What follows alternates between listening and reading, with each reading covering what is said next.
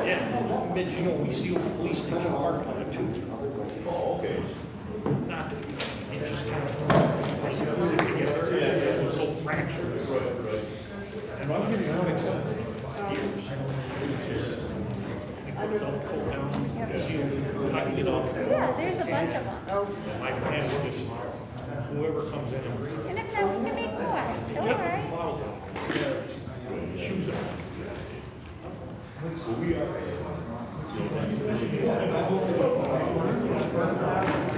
How was your day, Jody? Very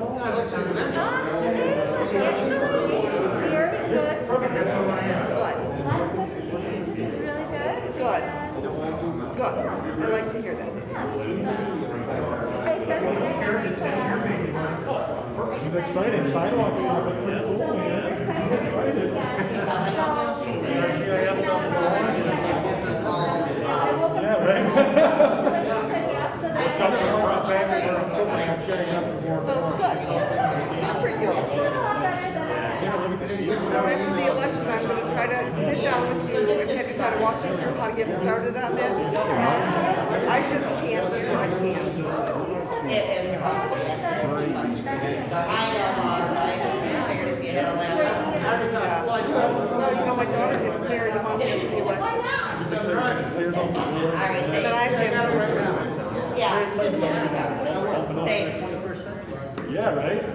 We're So- only 20 years behind. You know, I'd like to get into it and at least see what it's about. It is a very, once you get into it, Yeah, okay, okay. so it's not like you have to remember that, nothing like it's not. Not going to tax my mind too Oh, much. God, no. It's more of an enjoyment. Okay. Okay, you have a really good time, get your mind out of the game. I like it. I do. That really probably won't happen until March because my husband has to have a new knee before I can have my shoulder fixed. Oh my gosh, so you guys are falling apart together. Like playing game. All right, you go first. Well, he would let me go first, but then I'm going to put his off. So So, yep. It's removed. Oh, it's removed. D's gone. So I'm going to do the Department of Forest and I'll just give you Okay. That was that one dude that Shane. The house. his buddy, he goes your buddy, yeah. Yeah, Your buddy? we're not as close as him and JR. Yeah, we talked to him today, they were going to do the new format. It looked absolutely terrible. You need a couple more wires. He's sitting.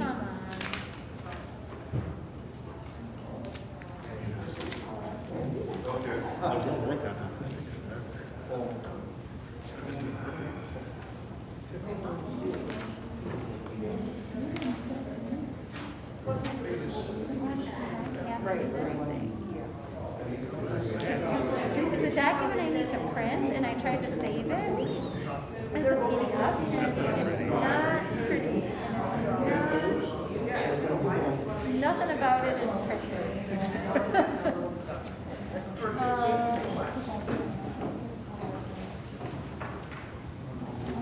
I am confused at what's going on. Can we just do this, just export it, save it, and shrink the,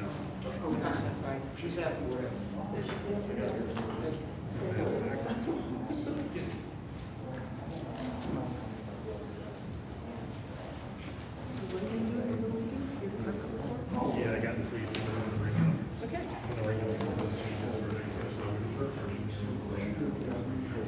I'll try to But you know what? Give me pressure like that, and I have a pressure. Done. She sucks at this. For God's sake. She needs until the 15th of November. She's out. She's out.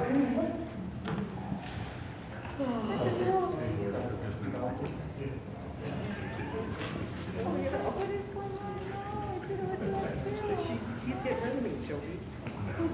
He's getting rid of me. I'm out.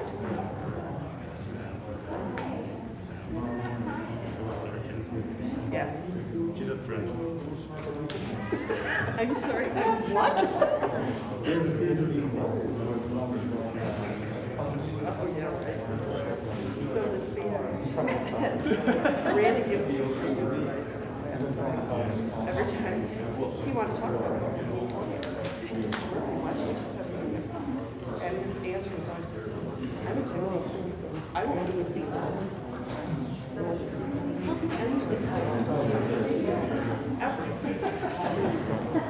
Good God. You need to use those coffee chairs over there. If you want to use them. So you're relaxed. You know more, right?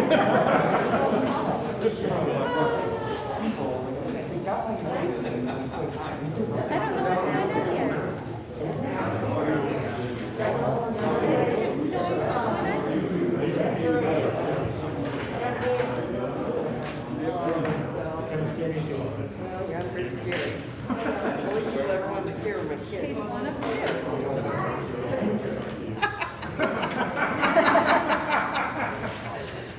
are so bad. You are. But you make me laugh. That's a good thing. That's a super good thing. You said you were an actress, but I'm a cop. Oh, I did. It's really like, it's a joke.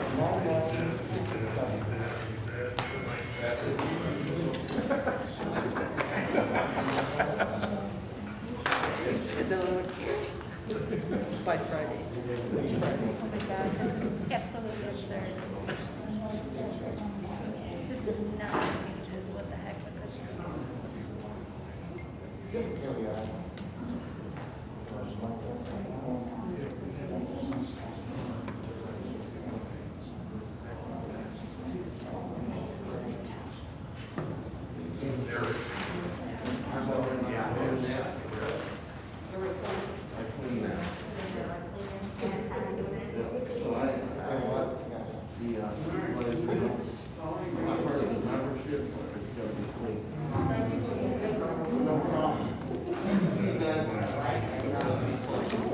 Right? I didn't have it. Okay. Alright, looks like it's back off on us.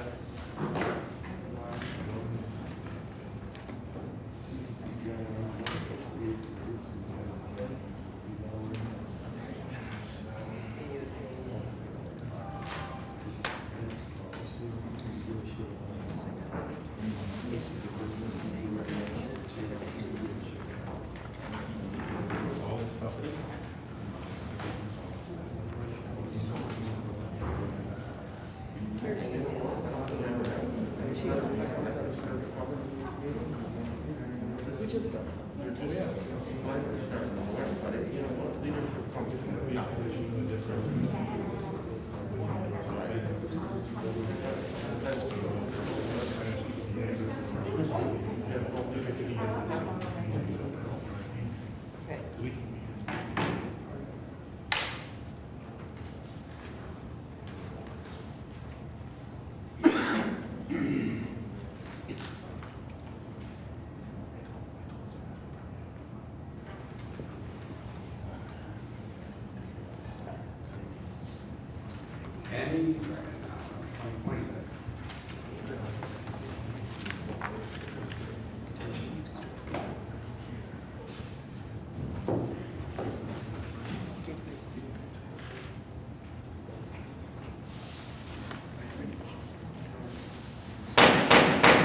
Call to order the regular board meeting on Tuesday, October 27th at 7 p.m. Please rise for the pledge of allegiance.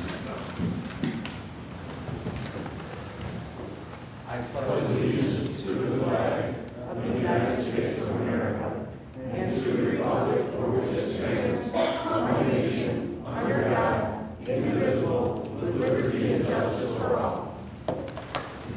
Deputy Just please call. Supervisor Akavetti? Here. Trustee Joseph? Here. Trustee Anderson? Here. Treasurer Lovato? Here. Trustee Vosper? Here. Trustee Demink? Here. Ask for excuse for Clerk Marriott, and please refrain from calling her name during the roll call vote. report. Item number 4, presentations. Trustee Joseph. Thank you, Mr. Supervisor. Just a real brief presentation. As we wrap up, this is our last board meeting before the election. The one person that we know who will not be with us in the next board is Treasurer Lafata. As everyone is aware, he was not successful in making out of the primary, but his service to the community has really been invaluable. And although we've had a lot of sparks here on the board table, there are some things that I'm very proud to have served with Treasurer Lafata on. His work in the Public Safety Department and the formation of the Public Safety Department, his really willingness to dive very deep into every project and every bill. And I know, as I said, it's provided some sparks, but it's also provided a lot of very good discussions and a lot of very worthwhile things associated with this. Treasurer Lafata was retired. Those of us who've been on the board a while, Treasurer Lafata was often at the podium as a citizen activist and would come forward to talk about projects and things that he was excited, concerned about, things he wanted us to pay attention to as a board, and then decided to run for treasurer, and has really served the community honorably, and I'm very proud to have been on the board with him. I have just a token gift for you, Paul, and I know that Trustee Anderson has a few words as well, but if maybe you could just sort of step down and meet me in the front, I will kind of hand it off to you.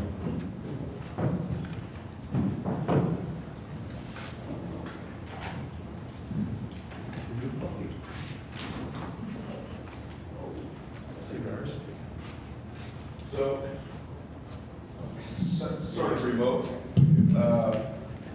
Treasurer Lafata, who is always very interested in quoting his favorite author, George Orwell, pays an inscription that simply reads, Paul Lafata, Chesterfield Township Treasurer, 2016 to 2020. All treasurers are equal, but some treasurers are more equal than others. And I want to thank you for your service.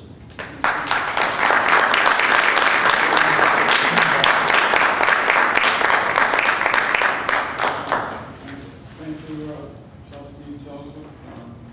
It's been an honor, and don't know what to say because I didn't expect anything. I thought I'd go out quietly. You're welcome. Thank you. I think you might want to stay up, Paul.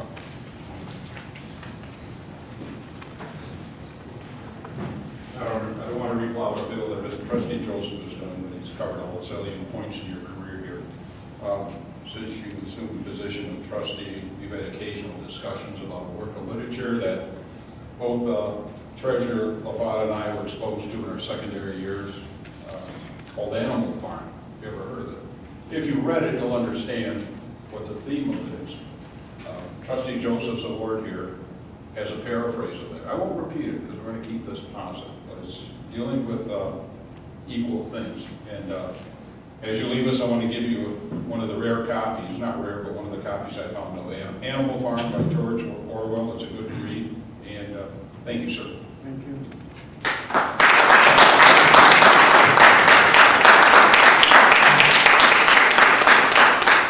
Really, if nobody's read this, and I'm sure that a lot of people have, it'll give you an insight about inequality. It could be in the workplace, could be in society, but gives you a pretty good insight on it. Thank you, Mr. Supervisor. Welcome. Moving on to item number 5, department report. Any departments wish to report? I'll start with trustee. From Amanda in the Leisure Services Department, the Chesterfield Township Senior Center is closed and will remain closed for walk-in activities until January 21st. New programs being offered by Chesterfield Leisure Services are popping up daily. They have a limited capacity and pre-registration is required.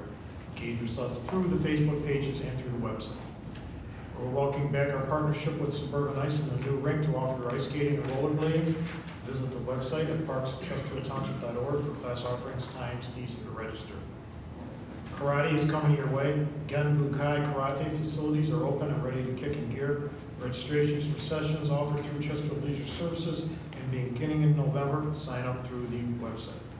Face masks are required to enter indoor facilities. Don't delay, register today. Our youth basketball league for kids and 1st through 4th grades accepting limited enrollment. This league is will develop and enhance your child's skills in the sport of basketball. Please keep them active and engaged during the winter months. The league plays once weekly, January, February, March, at the Chesterfield Youth Center. Cost is $90 for resident, $95 for non-resident. Check out the website. Thank you, Mr. Supervisor. Thank you. I'll move up to clerk's report. Okay, yes, Clerk Berry would like me to read a department report from the clerk's office in regards to elections. Polls will be open next Tuesday, November 3rd, from 7 a.m. to 8 p.m. You may vote absentee in person at the clerk's office now. The clerk's office is open every day from 8 a.m. to 4:30 p.m. and also open this Friday, October 30th until 5 p.m., which is the last day to send an AV ballot by mail. We will also be open this Saturday until 4 p.m. You may register to vote, receive an absentee ballot, vote your ballot, or turn in your ballot in person at the desk or into one of the 3 drop boxes. One drop box is located outside the building and 2 are located inside the township offices. Early voting in person is the same as absentee in-person voting. If you vote early, you are voting absentee. You will seal your voted ballot in an absentee envelope and return it to the clerk's office. You will not be tabulating your ballot when you vote early. Your ballot will be tabulated by the absentee counting board on election day. Your absentee ballot is kept in a secured area accessible only to specifically trained election ballot handlers who have taken an oath to uphold the Constitution and safeguard your vote.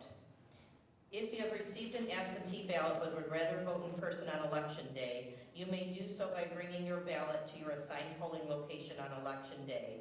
You will surrender your ballot to the election inspector and be given a new ballot to vote and tabulate. If you would like to make any changes or believe you may have made a mistake on your absentee ballot that has already been submitted to the clerk's office, you may request that has already been submitted to the office, you may request it to be spoiled and a new ballot issued to you. However, you must do so at the clerk's office prior to election day. If you have lost or misplaced your absentee ballot, you may request a ballot at the clerk's office during regular business hours or at your assigned polling location on election day. You will be asked to sign an affidavit confirming that you have lost your absentee ballot and then will be issued a new ballot. Most importantly, your vote will count so long as your absentee ballot is received by the clerk's office no later than 8 p.m. on election day. You may check the status of your ballot by going to the elections page on the township's website. Approximately half of all Chesterfield voters have been affected by the changes to their precinct location or precinct number since 2016. Please contact the clerk's office or visit our website if you are unsure or wish to confirm where you are assigned to vote on election day. Election results are transmitted directly from the precinct location to the Macomb County Clerk's office. You may view them as they are reported on the election page of the Macomb County Clerk's website, which is also going to be on our township website. We also have received a $16,500 grant.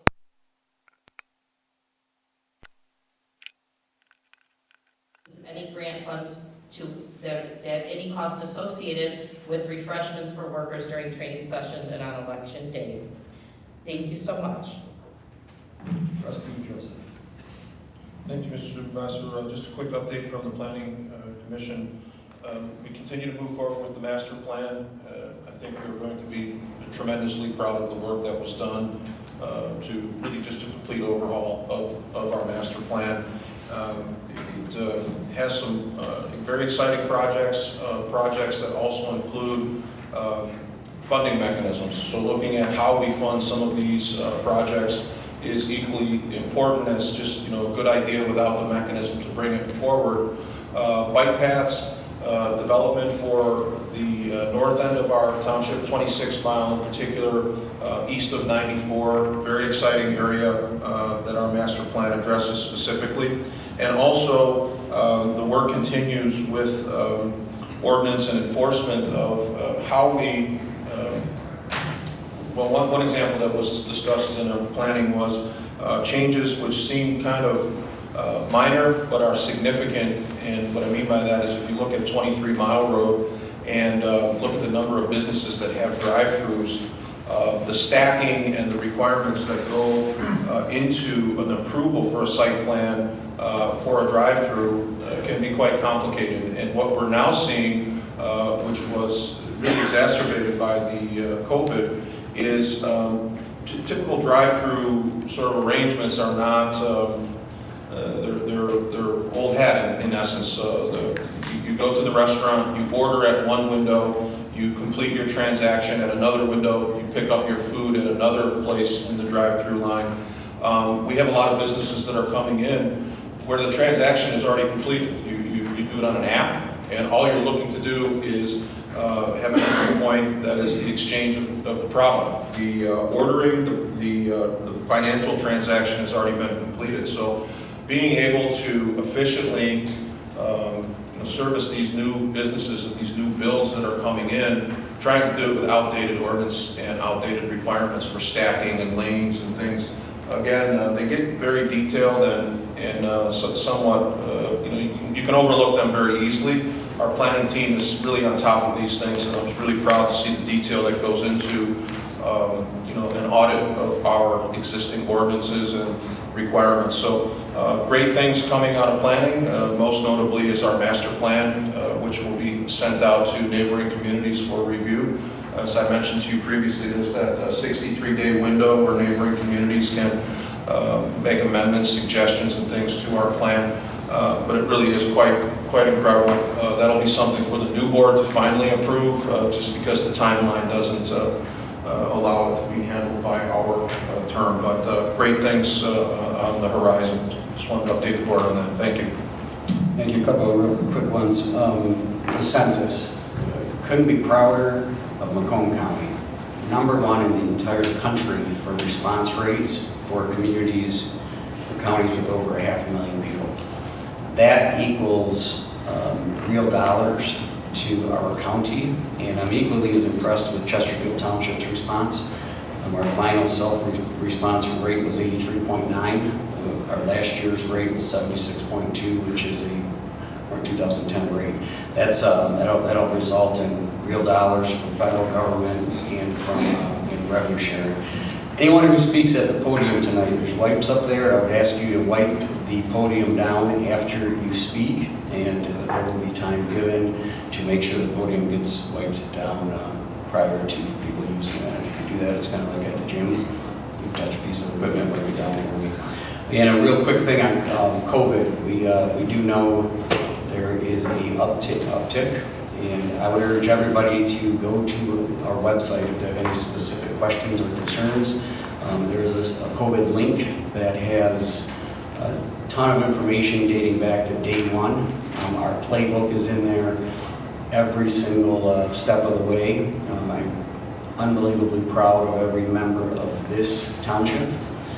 Dividends are being paid back now with how we've handled that, keeping our team and our community safe while still providing the service that we are charged with providing as essential employees. So if you could just remember, whoever approaches the podium, give it a wipe down before you leave.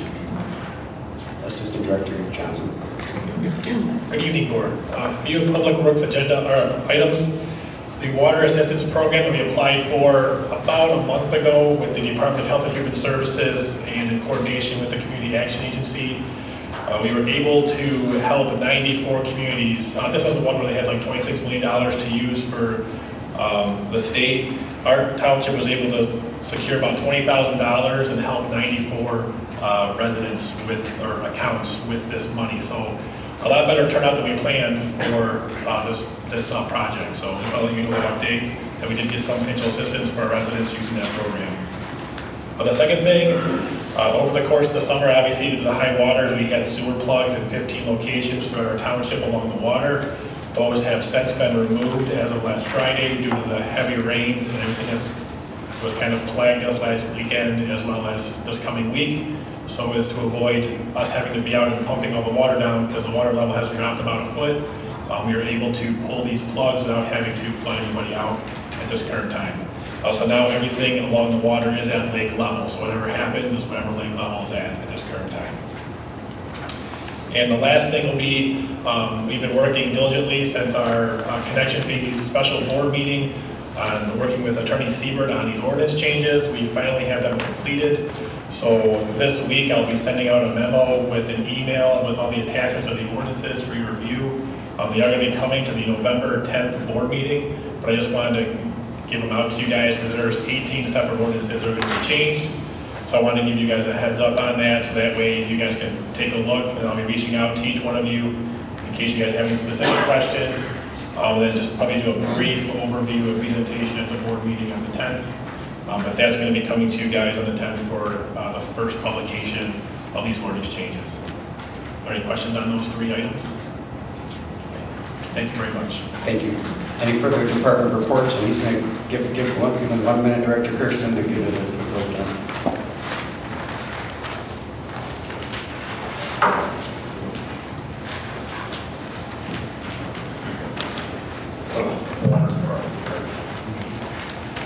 Very happy to announce in January of this coming year, 2021, we will be resurrecting our Traffic and Services Unit. This unit was disposed of back in 2013-14 in light of all of the events, the complaints, residential complaints of speeding, and then the enhancement that we've done over the course of the last 4 years with our electronic speed signs. We now need to create a unit to manage and then also follow up with the enforcement side of that traffic sign, those electronic traffic signs. The other thing we've also needed to do is we had an increase in car crashes. Obviously, we meet one of the regions, the area's high volume traffic crashes. So this unit will be dedicated Monday through Friday to serve that need within the police department. And as I said, it will be up and running and with full capacity in January of 2021. Any questions for Director Kirsten from the board? Thank you very much. Long anticipated. I expect that to help out with the pedestrian front as well on some of our major thoroughfares. Thank you. Any further department reports? Moving on to item number 6 is the consent agenda. All items under the consent agenda are considered routine by the board and will be enacted in one motion. There is no separate discussion of these items. If discussion of any items is required by a board member, it will be removed from the consent agenda and considered separately. Public comments on the consent agenda items are permitted. A, approval of the minutes of the regular board meeting of October 13th, 2020. B, approval of the agenda with addendum if necessary. C, approval of the payment of bills as submitted by the Finance Department. Do I have a motion? Mr. Supervisor, I'd like to make a motion to approve the agenda with one removal. And I'm operating from the most updated agenda which was given to us on 10/27, which already had the previous item 7D, but item 7A was postponed from the October 13th regular township board meeting, and that item was postponed to the 13th to afford the co-chair of the Cannabis Committee to weigh in on this issue and make a more comprehensive presentation. Given that Clerk Berry is out tonight, I would ask that we remove item 7A from the regular agenda, and I would ask for support in the passage of the consent agenda minus agenda item 7A from the agenda. Motion by Trustee Joseph to approve the consent agenda minus item 7A. Is there support? Support. Motion by Trustee Joseph, support by Trustee May. Discussion.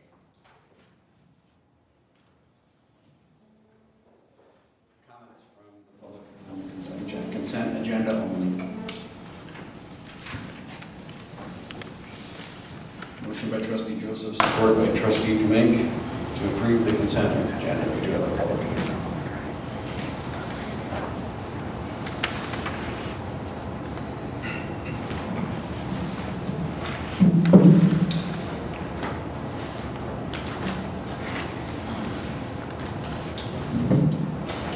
My name is John Speakum.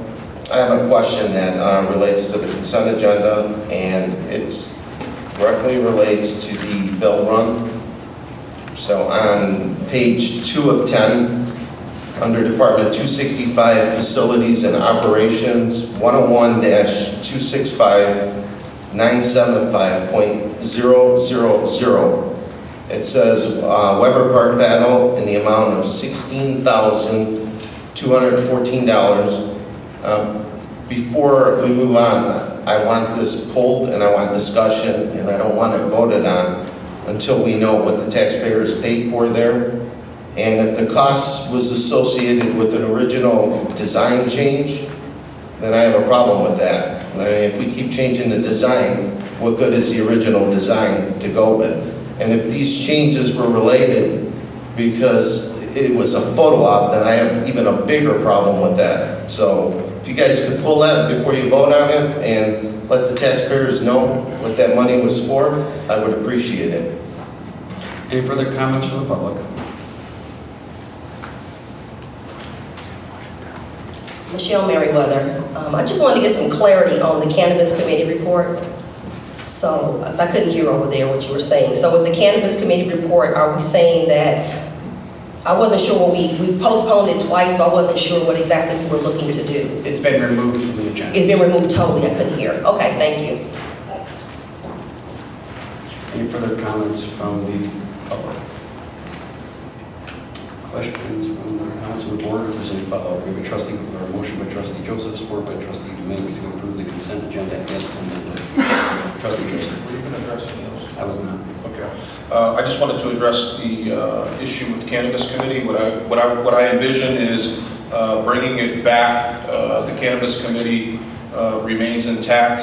The end of our term is not until the end of November. There will be an additional board meeting where this board post-election still meets, and I would like to conclude the Cannabis Committee report so that the new board coming in has a public sort of presentation of what we've done over the last 2 years. So it is my intention to bring that back for presentation at our meeting in November. Any further comments from the board? I'll circle back around on the Weber Paddle project. I'm very proud of this project. I know that there's a pretty concentrated effort from some for it to not happen.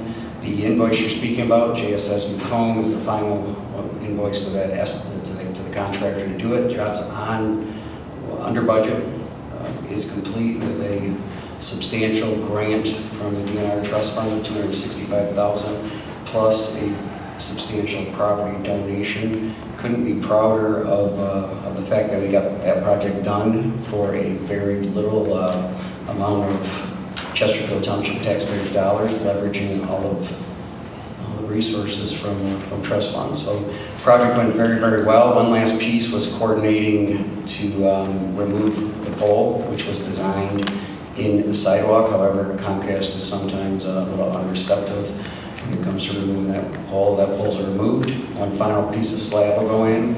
And I would expect a phase 2 of that thing in the coming years to rock the shoreline, soften that shoreline along with paving that entire parcel. So that is the payment there that you are referring to, I believe. And I move it to Treasurer Lefebvre.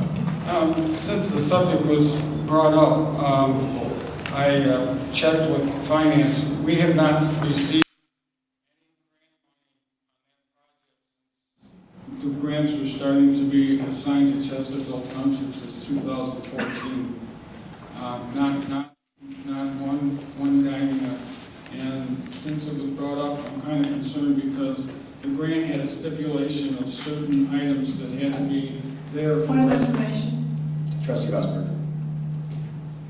I have no objection to having a discussion, but according to our rules, that need to be separated from the agenda for discussion. You are correct. Any further discussion from the board? We have a motion by trustee Joseph, support by trustee Demain to approve the consent agenda as amended. Deputy Clerk Heinz, please call the roll. Trustee Joseph? Aye. Trustee Demain? Aye. Trustee Anderson? Aye. Treasurer LaFata? Aye. Supervisor Acovetti? Aye. Trustee Bosper? Motion passes. Item 7A has been removed from the agenda. Item 7B. Approve a recommendation by the Department of Public Safety to recognize Captain Michael Scalisi and his achievement of graduating from staff in command. Director Kirsten. One of the things you allowed me to do when we became Public Safety Department, and one of the tasks that we undertook was to increase and enhance the training, not only in the police department, but also in the fire department. Over the course of the last 3.5 years, we've used Eastern Michigan University Staff and Command on this side for the fire service to offer to our command staff a higher level of education.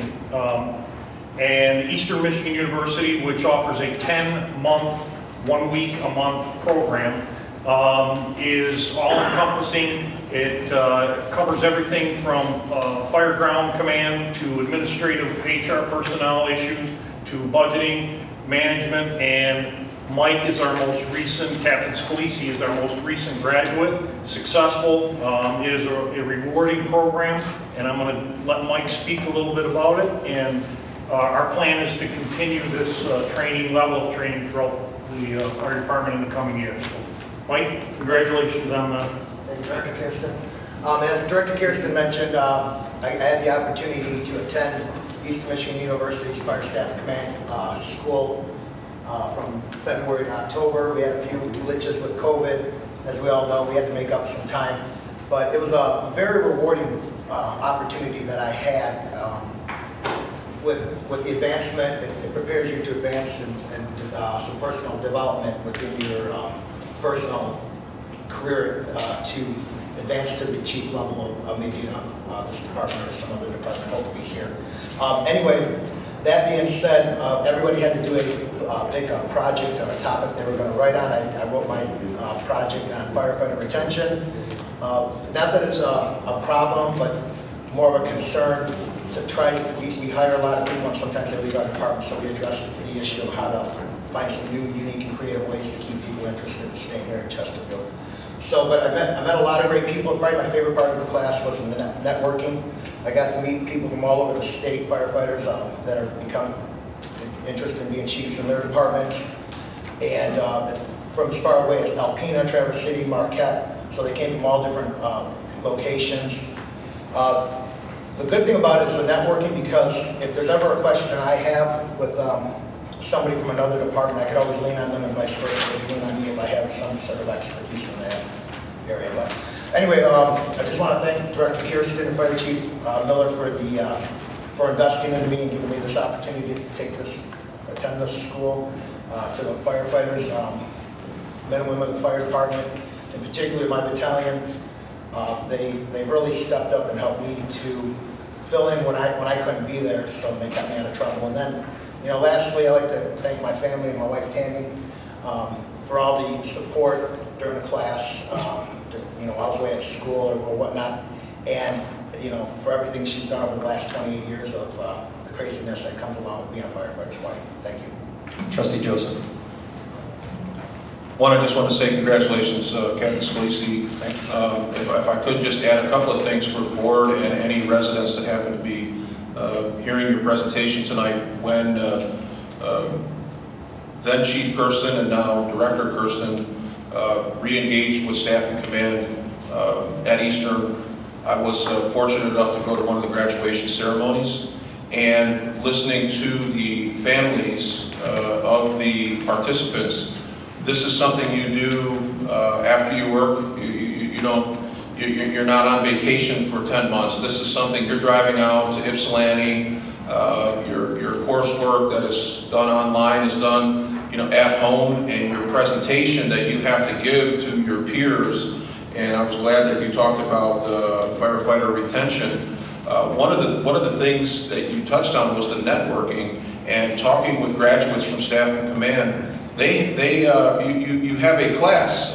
You're identified by your class, and you have met peers from all over the state. And if you run into an issue in Chesterfield with something like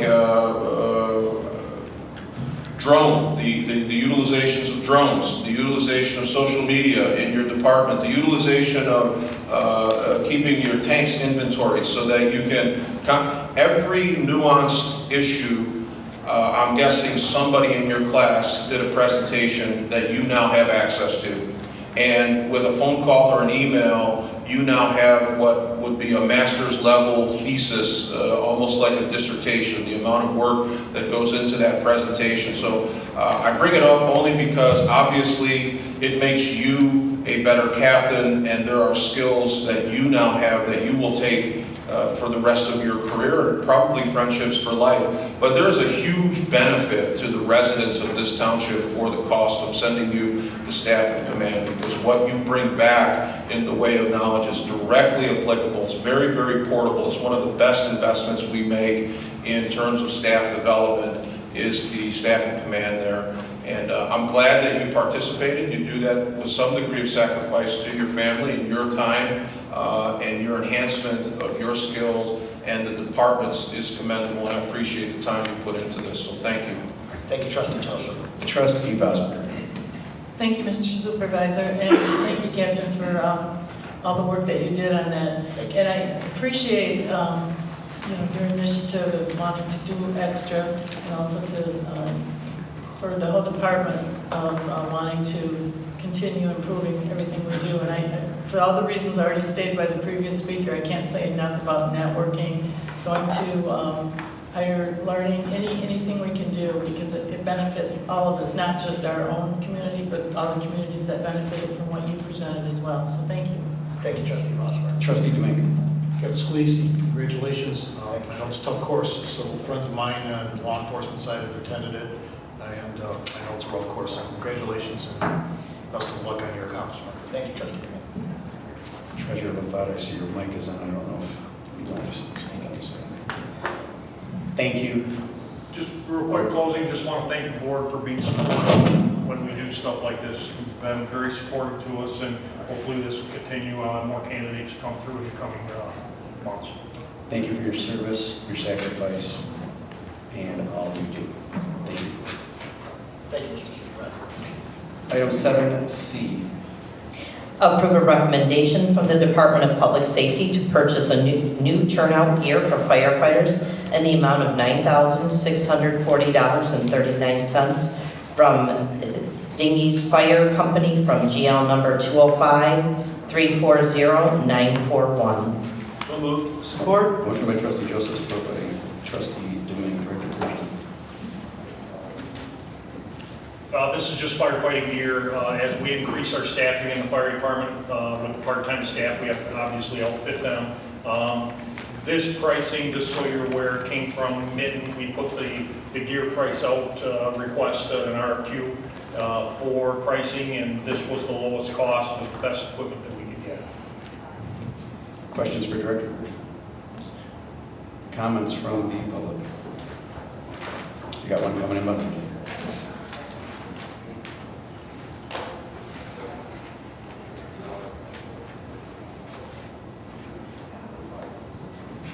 John Spica.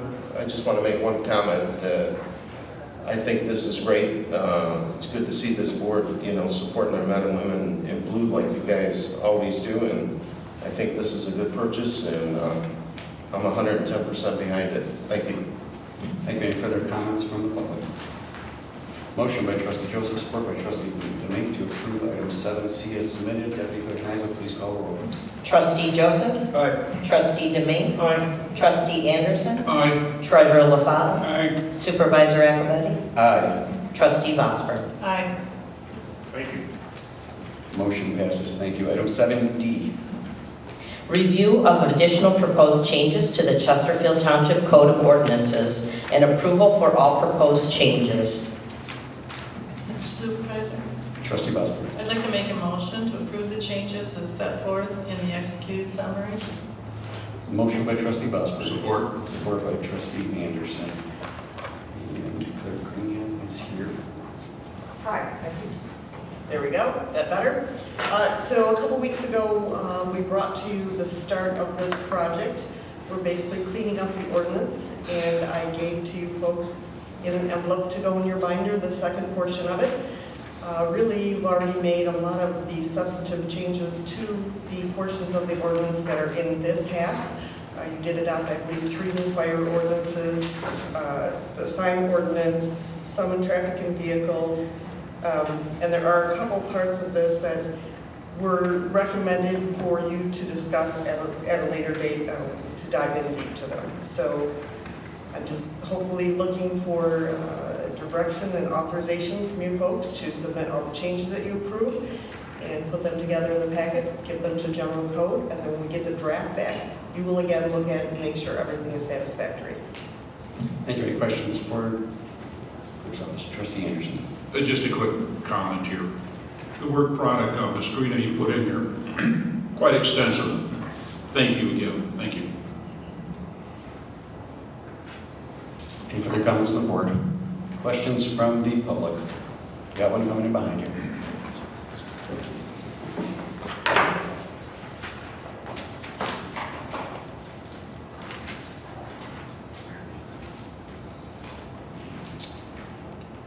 John, speak up.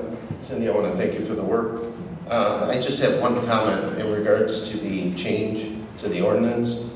Under bullet point number 5, which deals with political signs, I noticed that they made the change to 60 days. But in the change, they put that political signs need to come down 4 days after the election. So I'd like to see if we could increase that to 10 days, because elections are on Tuesday. 4 days wouldn't be sufficient in taking it down. So if we could make that change or maybe pull that item and wait on voting on that, I would appreciate it. Thank you. If you would like to discuss, maybe I'm comfortable with you commenting on, we're not changing anything, we're not doing anything, we're codifying existing, and any change like that would require ordinance amendments down the road. Maybe I just said it for you. Yeah, I do believe that you folks did just address the sign ordinance not long ago. Any further comments from the public? Motion by trustee Gosberg, support by trustee Anderson to approve item 7D as stated by trustee Gosberg. Your motion. Clerk, Deputy Clerk Nysa, please call the roll. Trustee Bosberg. Aye. Trustee Anderson. Aye. Trustee Joseph. Aye. Trustee Domingue. Aye. Treasurer Lafata. Aye. Supervisor Acovetti. Aye. Motion passes. Thank you. Thank you very much. Item 7E. Recommend the Township Board of Trustees to authorize engineering design services to Spalding D. Decker, SD, for the creation of the annual sidewalk replacement program in the amount of $18,500. So moved. Motion by trustee Domingue. Support. Support by trustee Gosberg. Mr. O'Connor. Good evening. This is a request for the board to authorize Spalding Decker to initiate a sidewalk removal and replacement program. Jeremy with Spalding Decker is familiar with the project and is available to speak and answer any questions. Questions from the board? I'm sure Jim will give you any kind of an overview that you would like to trust.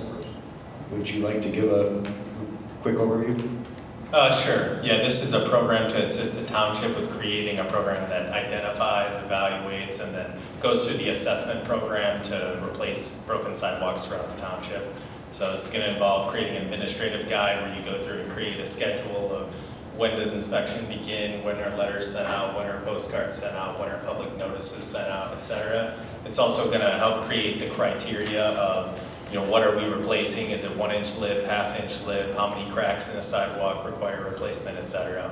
The township ordinance has some of this documentation, but a lot of it is fairly vague, so this will help kind of dial that in and make it a little bit more transparent.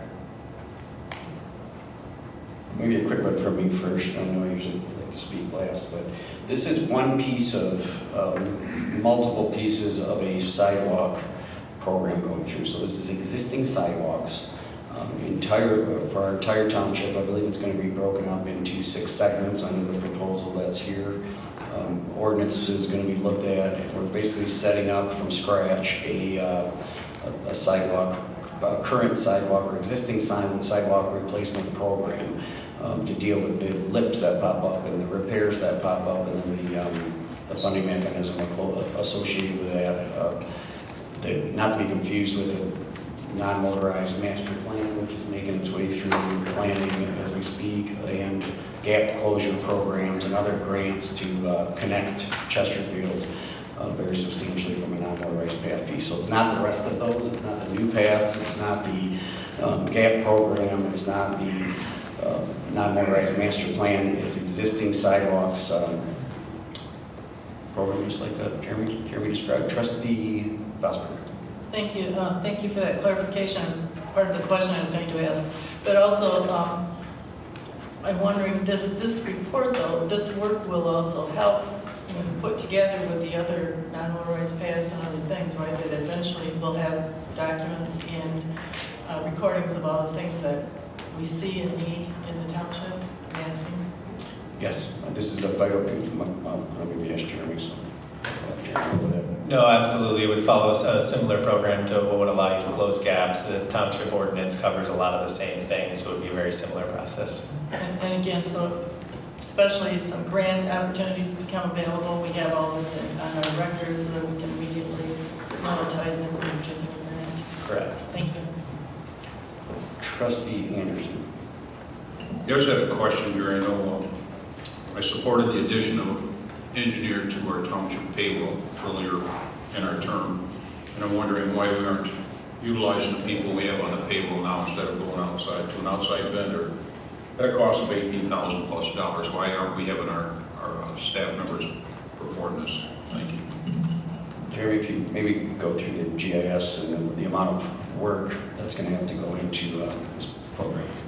Right. Yeah, it's a little bit of a specialized program that we have a lot of experience in other communities, specifically dealing with the types of assessments, how the payments go out, as well as the GIS program. So part of what this program is putting together a GIS that identifies each location of sidewalk throughout the township, provides a picture, provides the defect that we identified, as well as in the past we've also utilized a hotline, a email address, etc., to kind of take some of the burden off of township staff when questions come in as to why did I receive an assessment, why is it that much, and why couldn't I just replace it myself?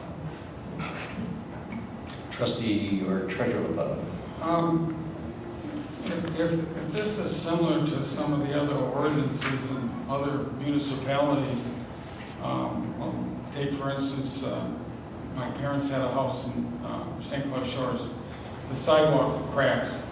They're given an option to have the township or the city pay for it or call their own contractor out and do it. And basically this was done through their code enforcement. They would come over and code enforcement would look and they would say that you need your sidewalk replaced. You've got X amount of days, months, weeks to do this, and you have an option. You can either pay a contractor to do it, you can do it yourself, or you can put it as an assessment on your taxes.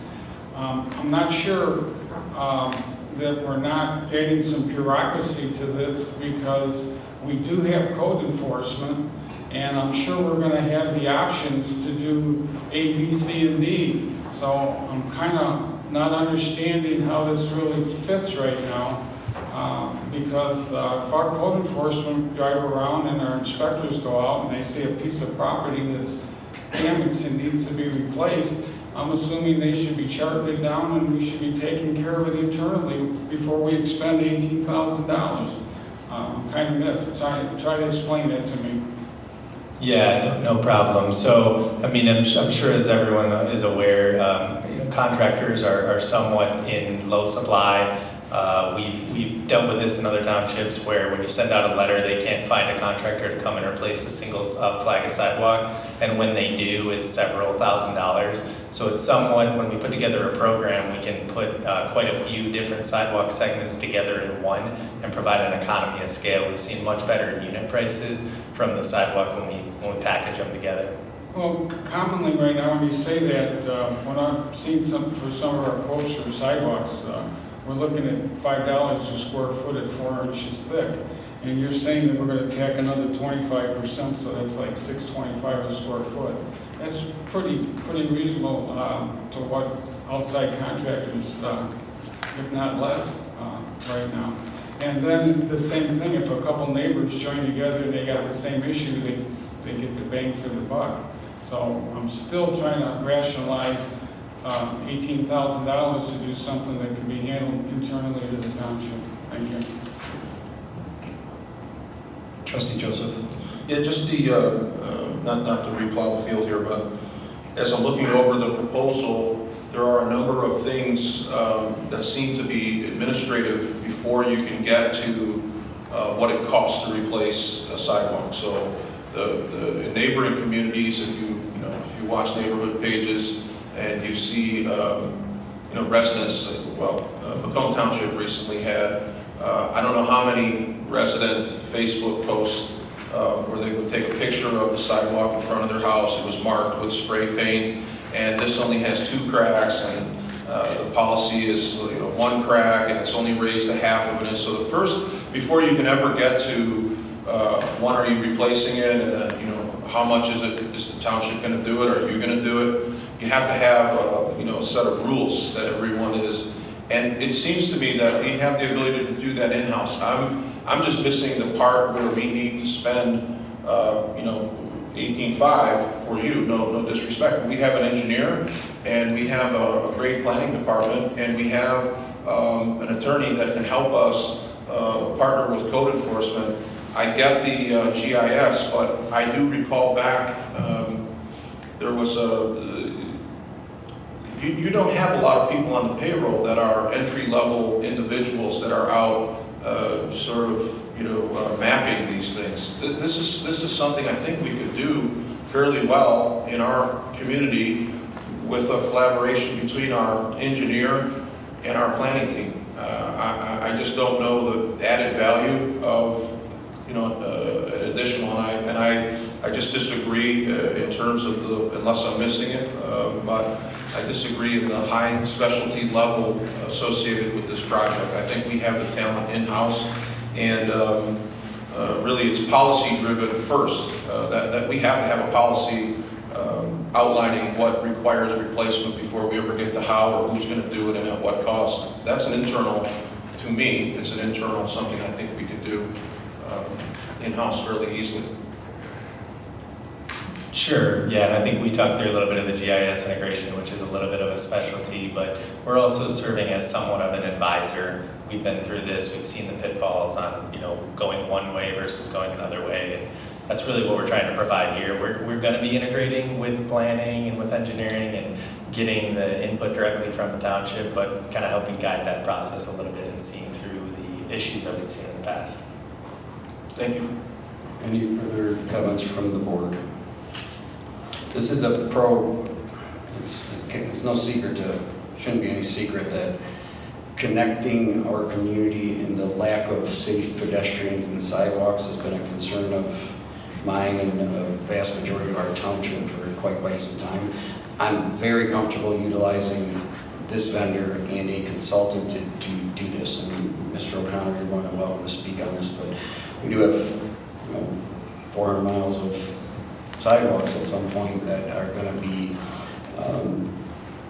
there's a lot. There's a lot more to this than just, hey, there's a 2-inch gap that, and then we do send letters out to deal with liability on our end and on the homeowner's ends.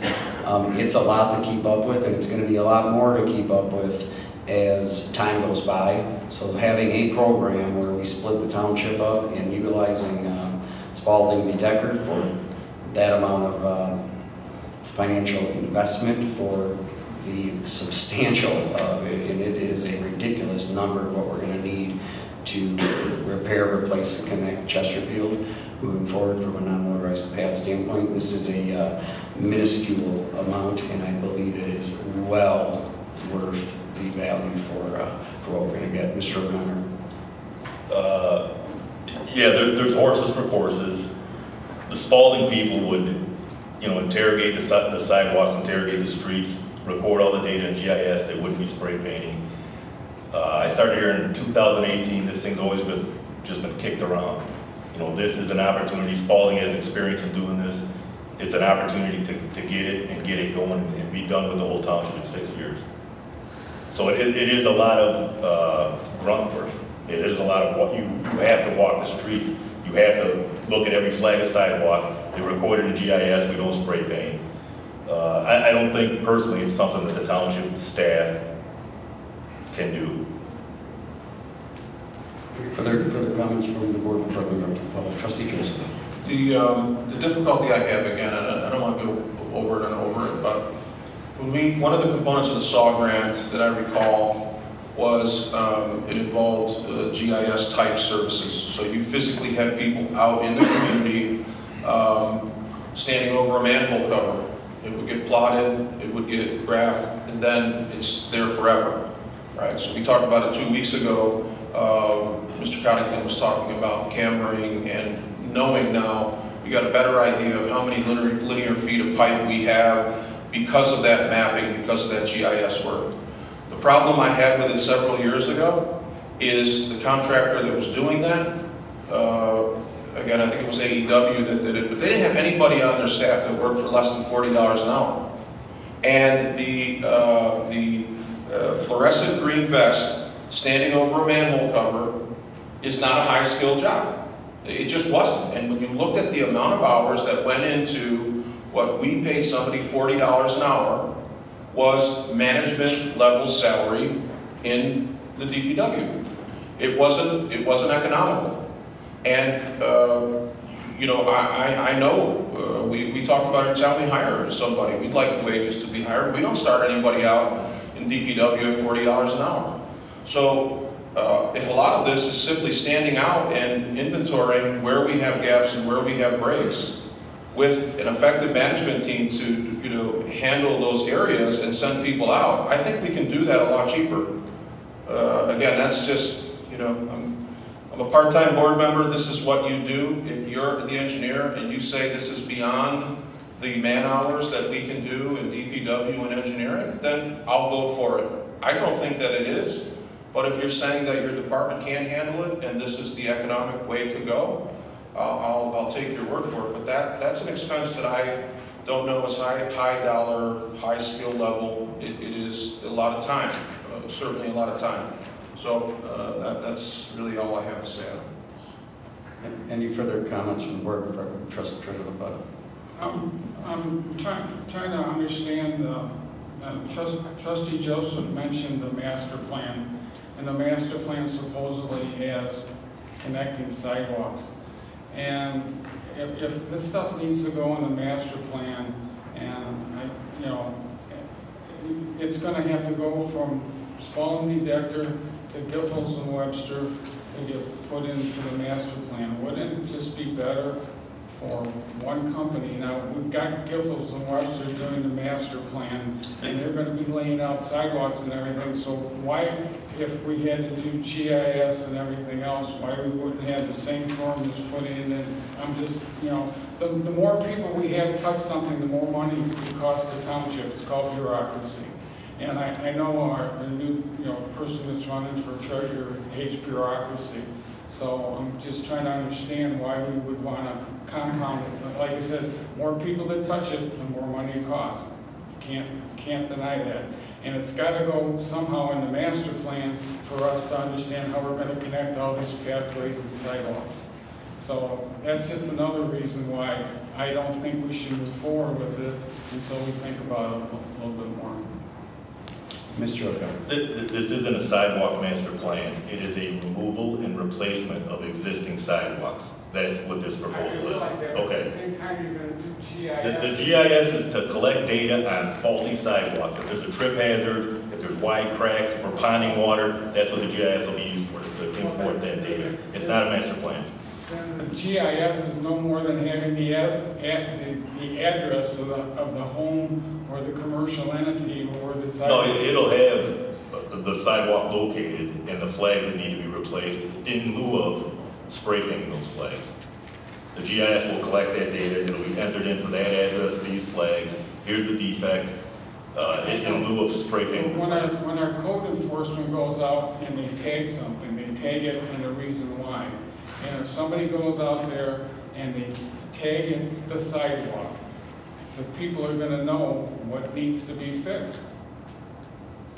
I mean, I could go out and look, I'm not a code enforcer, I could go out and look at a sidewalk and tell you whether it's dangerous, you're gonna break your ankle and it needs to be fixed. And I won't charge you, $100 an hour. Trustee Vosburgh. I can't believe we're having this detail of a discussion. I see this as a plan, a type of, it's going to be to survey the entire township so that we will know all of these. Our own people could probably go out there and do the same thing, perhaps. I don't know if they would know how to put it all together in a type of software that can be used by everybody else. I don't know if we have that skill set, maybe we do, they can be trained. The point is, it's going to take a lot of time. Whose time? Our own time or somebody else's time? It's going to take time, and it's going to cost a lot of money for our own people to do it at the expense of not being able to do something else. I think that the cost of this, $18,000, is a good deal, and we'll have a complete piece, a complete report when the whole thing is done. We'll be able to tie it into other things that we want to do and that we do, and code enforcement can use the same information. I think we need to approve this. Thank you. Thank you. A couple comments I'll make just to circle around. One is the discussion of when you use a subcontractor versus when you use in-house. And there is, once you take a fully burdened township employee and you add payroll taxes and all the benefits and everything else, there's a point when it makes sense to use subcontractors and it makes sense to either hire people for a program in-house or to utilize existing. I'm comfortable with this. This is why when it was pitched to the Ways and Means Committee, we kind of troubleshot a lot of this. The value that this will bring and how far behind we are just as a community. This has kind of been my ask for 4 years, and they're coming one at a time now. I'm sure Treasurer LaFata, you pointed some of them out that are liabilities to us and liabilities to the homeowners as well. We are so far behind. This program should have been intact, or some kind of a very solid sidewalk program should have been intact 20 years ago. We wouldn't be fighting from behind. Doing this in-house I don't think is feasible. It's been asked for as long as I can remember here and an issue. And not having this program I think will keep pushing us behind on connecting our community and getting the sidewalks and the connectability and pedestrian safety that we need. So I'm comfortable with this. I think it's a vital piece of the puzzle. If the board chooses to move forward with this vendor, we do. If the board chooses to keep it in-house and keep plugging away, we'll find resources to do so.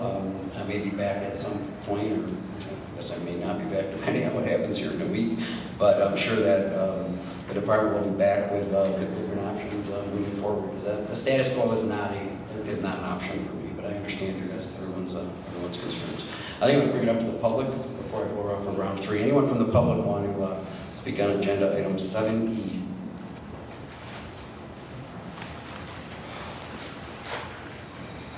Michelle Merriweather, I just wanted to state that I am in full agreement with this team in regard to getting the $18,500. They need the money. and to take a look at it. If it was something that could be done by our team, I think it would have already been done.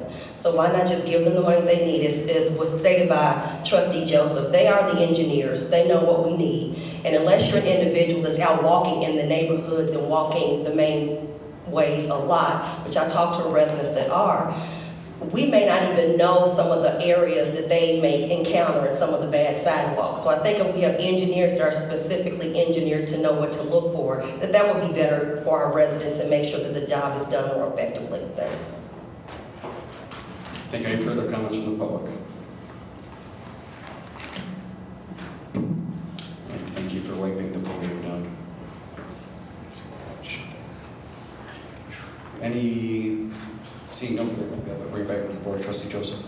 Yeah, Mr. Supervisor, before you went out to the community, if you're comfortable with it, I'm okay with it. Okay, I'll just put it that way. If you're saying that Ways and Means looked at the cost-benefit analysis of in-house versus Spalding to Decker, and it's a better fit to go outside, then I'm okay with that, but none of that Ways and Means cost benefit. So all due respect, Trustee Vosberg, when you say you're not sure what it costs, neither am I. So I do recall that the GIS related portion of this, when we did the SAW grant, there was nobody that worked at AEW less than $40 an hour.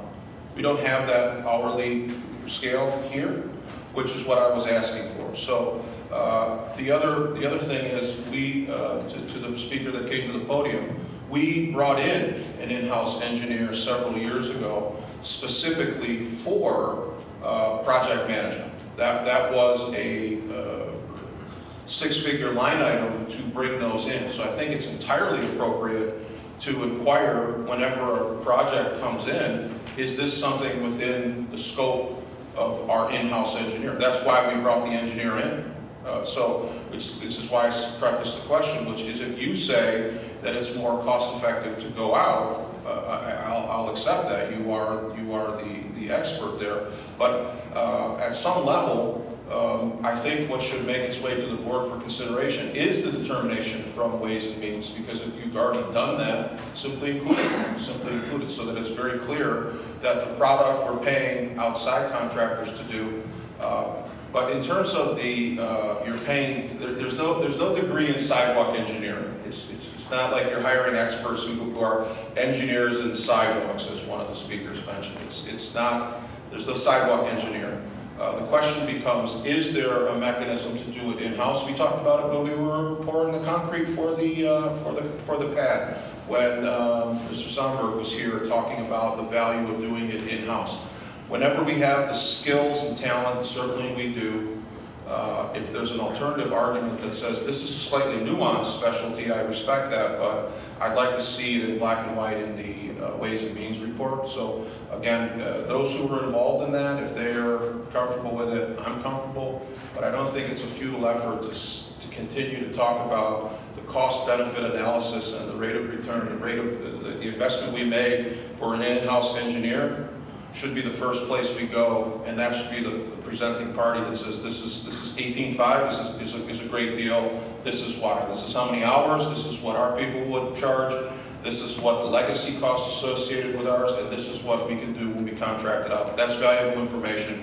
So I don't want to forego that exercise when we determine these. But again, if you've been there, you're comfortable with it. I am as well. Thank you. Any further? Trustee Domingue. I'm in favor of this program. I think it's great because we need to do something. There's a lot of problems with the townships. When we went out to engineering firms, we hired 3. So it's not just, I know there was a lot of confrontation between members on this board, between engineering firms. So we all interviewed the 3 different firms. We went with 3 firms and we broke it down on that. So, I mean, I'm fine with this. I'm fine with Spalding, and that's why we have department heads like Mitch. We all have our fortes and our expertise. David, you have yours. Hank, you have yours. Dan has hers. Paul has his. Kathy has mine. I have mine. We all have our expertise, but we can't be an expert in every field. And I feel that when we go to the engineer, this is Mitch's thing. He advises. He thinks this is a great idea, and the amount of information that's going to be received, the representative from Spalding's here. I'm fine with the program. Treasurer LaFata. One of my expertise is efficiency. And to be efficient, you have to be 100% utilized. And right now, I'll guarantee you that between our code enforcement and some of the DPW workers, we're not 100% utilized. And until you're 100% utilized in a business situation, you don't go outside and use an outside contractor. It is not good business. It doesn't make sense. So you might be an expert in something, but when it comes to efficiency, utilization is the #1 characteristic. You have to maintain 100% utilization before you even think about going outside. And if somebody can tell me we're 100% utilized out there in our building department and our DPW right now, I'll accept it. But I'll guarantee you that's not the case, because if you look at the GIS in the vehicles right now, and where our inspectors are going, and where they're stopping, and how long, in an 8-hour period, you'll find out that we're not 100% utilized right now. Thank you. Any further comments from the board? We have a motion by Trustee Domingue, support by Trustee Vosberg, to approve item 70 as submitted. Clerk Barry, please call the roll. Deputy Clerk Nassar, please call the roll. Trustee Domingue? Aye. Trustee Vosberg? Aye. Trustee Joseph? Aye. Trustee Anderson? No. Treasurer LaFata? No.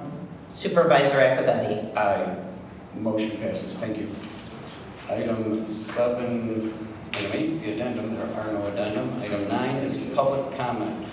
Please limit your comments to 5 minutes. State your name and address for the record. And when you are finished speaking, give the podium a wipe down for us, please.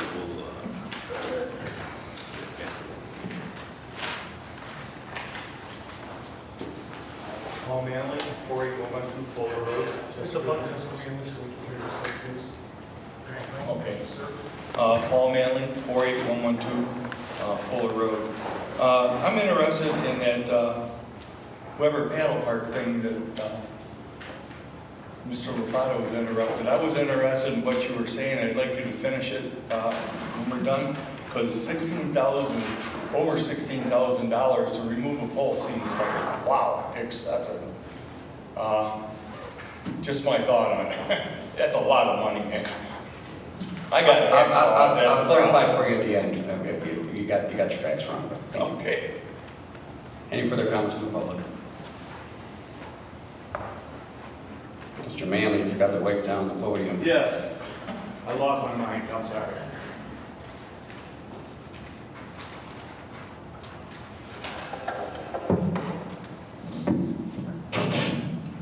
I'm used to my wife doing this.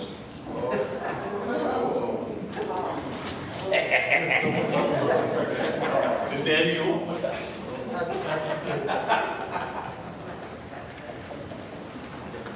Thank you.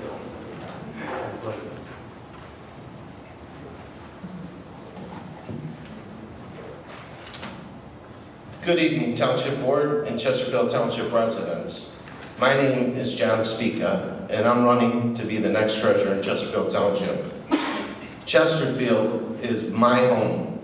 I believe in leading by example. I believe in fiscal responsibility, accountability, and transparency, open books, and full disclosure. Knowing how your tax dollars are being spent. Funding police and fire, making sure our residents have fair and equitable water rates, along with a balanced budget, are my top priorities. I believe that all our township employees should be valued and appreciated and not taken for granted or considered disposable. Chesterfield Township, I hear you. I believe in being an advocate for our seniors and a listening voice in our loving community. I'm pro Second Amendment and Constitution. I believe in people over party. One of my proud moments that I'd like to share with you is being part of the group called Transparent Chesterfield. Go to YouTube and type in Transparent Chesterfield. The videographer in the corner that you don't see at home is brought in every 2 weeks by a bipartisan group, Republicans and Democrats, of individuals, including myself, who pool our money together every 2 weeks so residents of Chesterfield get a clean, audio, unedited video of their government in action. Here is an example of listening to what people say than watching what they do. I say what I mean, and I mean what I say. This is who I am, and I'm asking for your vote on November 3rd. In my opinion, this is what I've learned in the last few months about my opponent and our ego-driven supervisor, Ecovetti. There are stark differences between myself and my opponent. My opponent was recruited by an ego-driven supervisor, Ecovetti, to run for the treasurer's seat and take Paul LaFata out. My opponent ran a smear campaign, in my opinion, filled with lies and deception against Paul LaFata, an honest, hardworking, dedicated individual. Fortune 500 companies pay thousands of dollars to have an individual like Mr. LaFata on their team. My opponent would be a rubber stamp candidate for Supervisor Ecovetti. My opponent is bought and paid for by Ecovetti and family, and the proof is in my opponent's campaign contributions. Follow the money.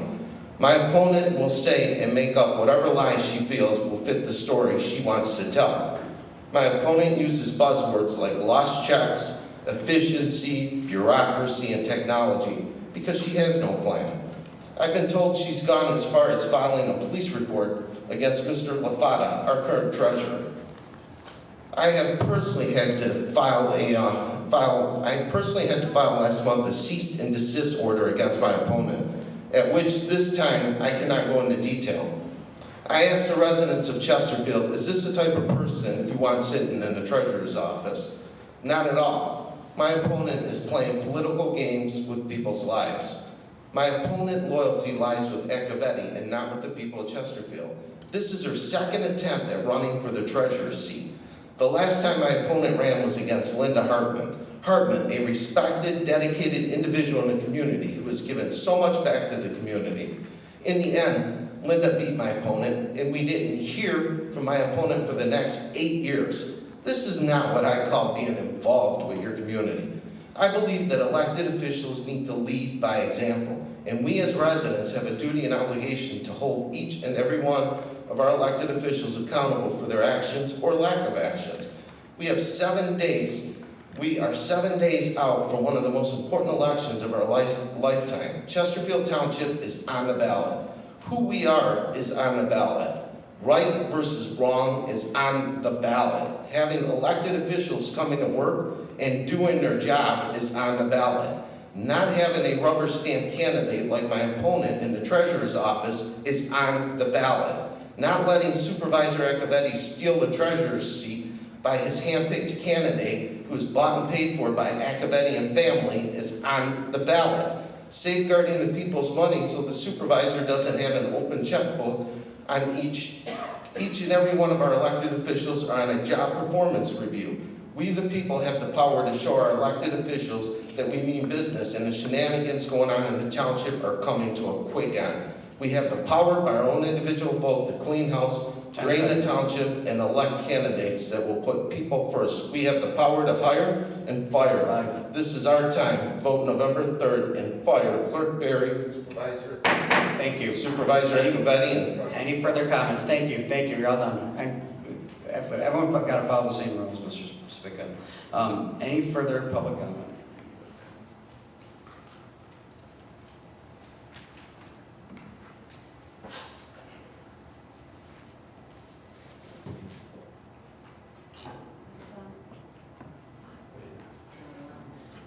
Kathy Elliott.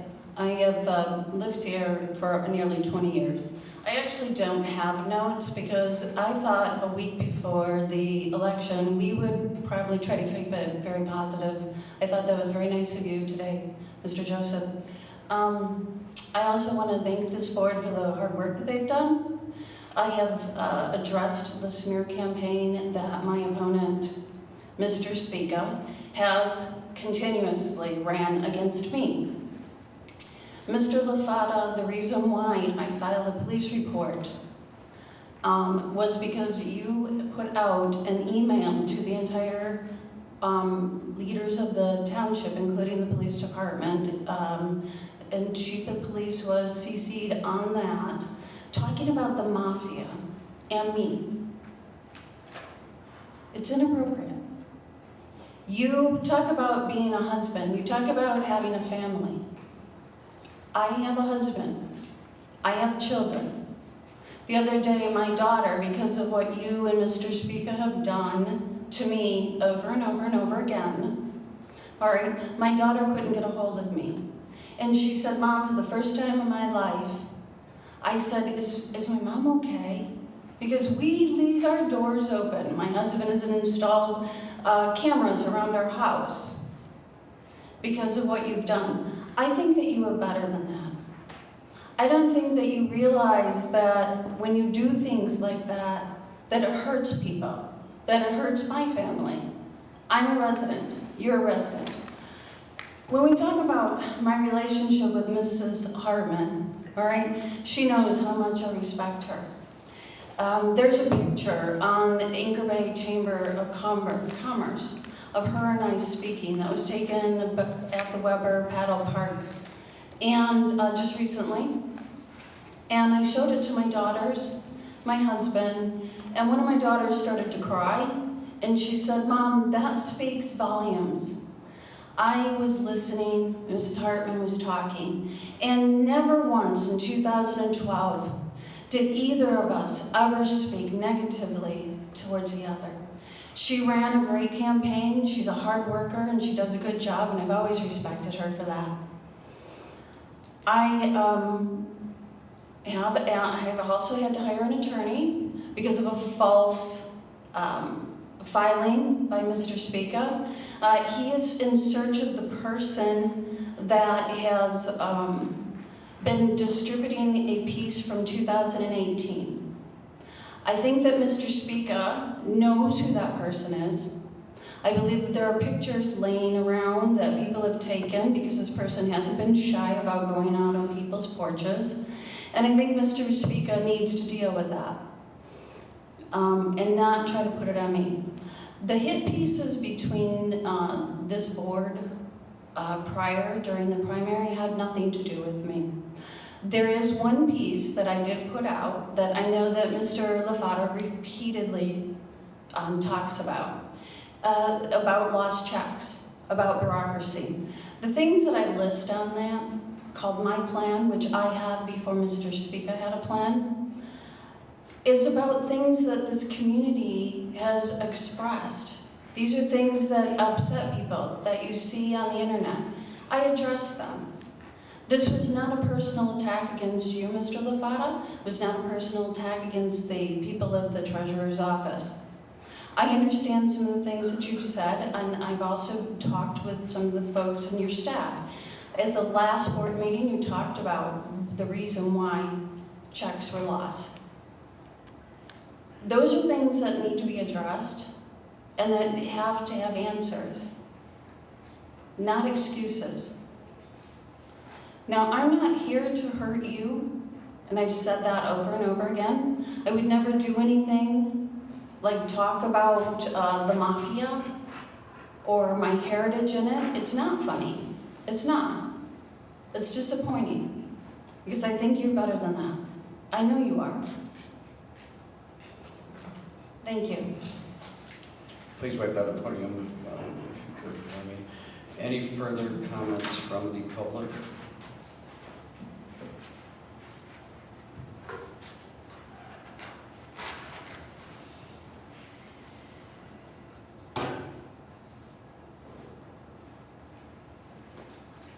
Michelle Merriweather, 528. Turn your mic on. Red's good, good. Michelle Merriweather, 52860 Muirfield Drive. I felt the need to come up today as Kathy has stated, we are 1 week before the election. And it's been an interesting election, I would say. I have tried personally myself to run a very clean campaign.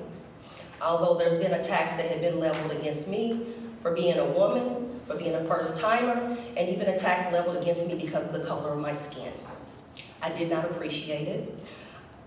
But most importantly, what I want to bring up to the board today is Mr. Joseph. I thought your comments to me at the last meeting, at the end of the meeting, although you were not saying my name, you were alluding to me, I thought it was childish. I thought it was not necessary. And most importantly, because viewing that the agenda was about to close, you knew I had no response, so I felt it was an abuse of power. I did not believe that it was necessary. So I just wanted to state that I do hope that moving forward between now and the election day, that everyone could try to find within their space to run a clean campaign. We are all members of Chesterfield. We all want the same thing. We want sidewalks, we want clean water, we want a clean environment, we want stoplights and traffic lights. We want our people to be able to play outside and be happy. We want the same things. Let's try to not to attack each other and try to work together towards a common good. Every time someone does something, it doesn't mean that there's an ulterior motive. Sometimes it just means they look at the world a little bit differently than you. So I would ask, moving forward, please respect each other, and most importantly for me, Mr. Joseph, you respect me, and I will give you nothing but the utmost respect for the next 7 days. Thank you. Okay, any further comments from the public after we take our time and sanitize? Thank you.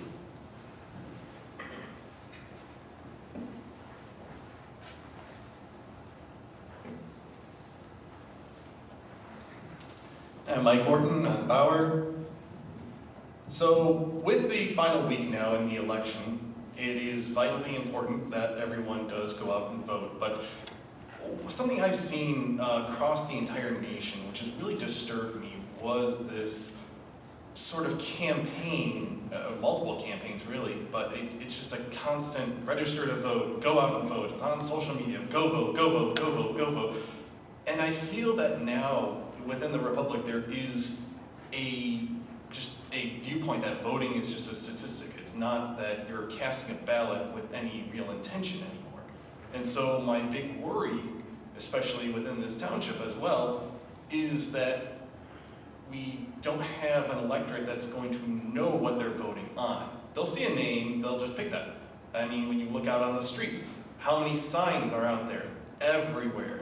It's almost as much as the trash. And this is not a spite against anyone. It is just a part of the American political system. But at some point in time, it becomes so exhausting, so overwhelming. How many times have you turned on the TV and have you not seen a Trump or Biden or James or Peters ad on the TV? It's becoming so much more so you forgot what show you're watching. We are entering a time frame now with this final week where we are at uncertainty. We are so endowed in this partisan, attacking, committed foresight of one party versus the other that we're missing the forest through the trees. To be honest, I still haven't done my homework on the nonpartisan section or the judicial section, which is what I'm going to be planning on doing this week, which is why I'm waiting until election day to vote. But even then, I'll still feel like I'm not informed enough on every single choice on that ballot. When you cast a ballot, it is a right that has been fought over many, many years, decades, over several centuries. Not everyone has ever had that right to vote. But in that process as well, we come to what we are at right now in 2020 with the people who have that right to vote, and I feel many people are squandering that. So much so that, I hate to say this, I'd rather people not vote than make an ill-informed vote. This is vitally important for the standing of the Republic, that it is up to the voters. In his farewell address, President Eisenhower made a statement that often gets overlooked because people primarily focused on what he says of the military-industrial complex, but immediately after that, he said that the only way any of this is going to work is with an alert and knowledgeable citizenry. And I am afraid to say that I do not see that in this country, nor do I see that coming about in the future. But I am always hopeful and optimistic in that format. I'm an optimist, but I'm a realist. What we have the potential to have a much better electorate, but if you want better leaders, you've got to be a better citizen. We need to have, and COVID aside, we can't blame any of the social distancing, but before this whole crisis, barely anyone would come to these meetings unless there was a hot topic issue. barely anyone was getting involved within their community, whether it be here in the township or in the county or within state politics. Yet everyone wants to have their opinion on the presidential election. In the end of everything, it is vitally important that everyone realize that the elections are more than just about who goes for the White House. Politics is more than just about what the two parties in DC are fighting about. And government is more than just about what happens in Washington. We have much more to discuss, to debate, to enlighten each other with, but if it's all just going to be about who gets to be king of a pile of rubble or queen of the ashes, then what is the point of government, politics, voting, elections, if it's nothing but squabbling, nothing but attacking each other until there's nothing left worth claiming as your throne? There is a difference between the democratic processes within the republic and what we escaped from so many years ago with past governments. We can do better, we must do better, and I believe that we will do better in the future. Thank you. Thank you for the comments from the public.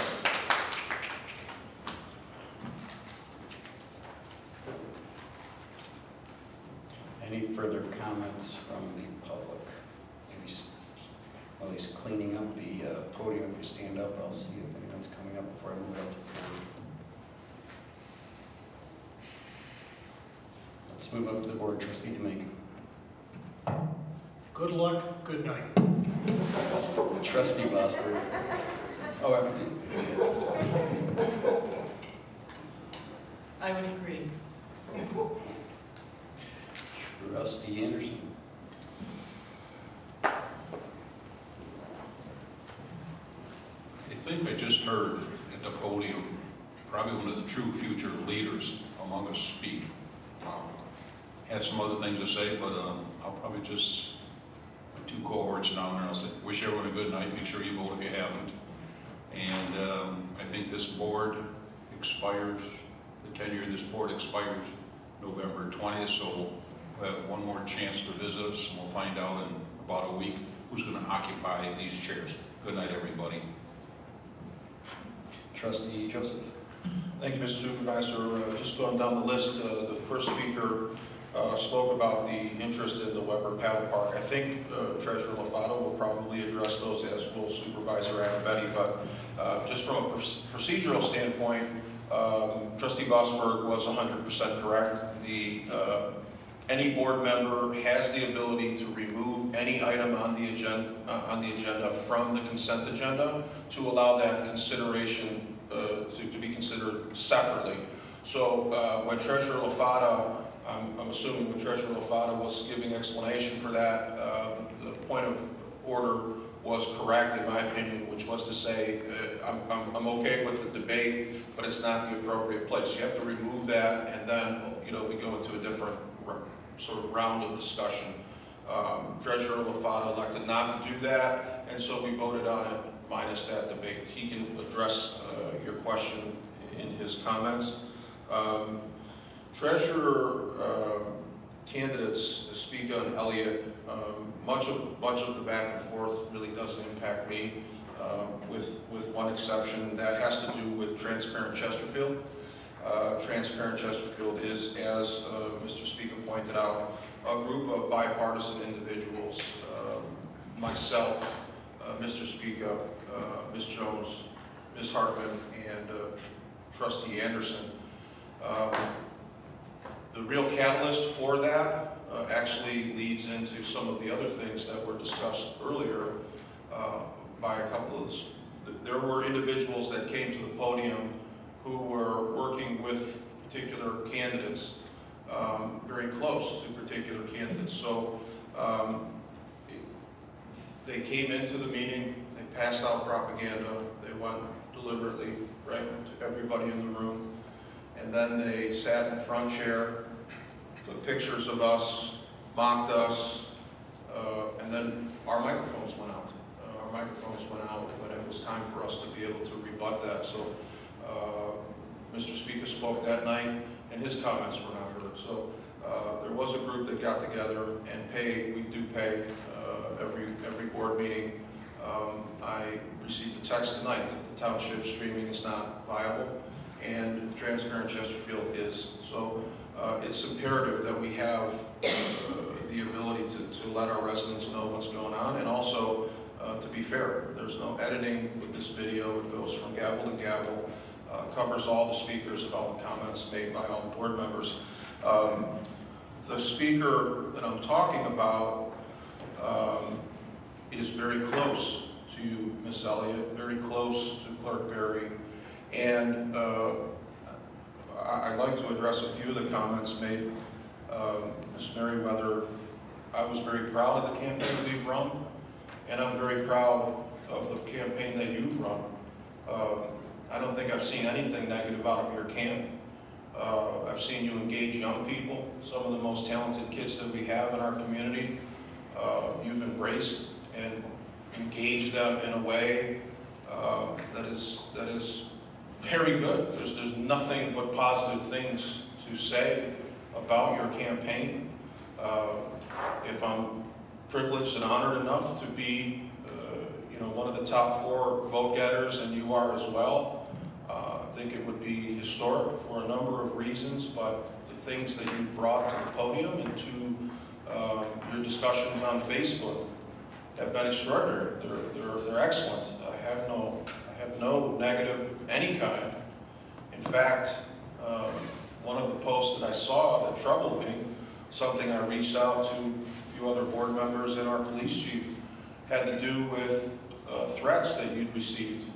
You mentioned on Facebook that you had received threats against your person and your property.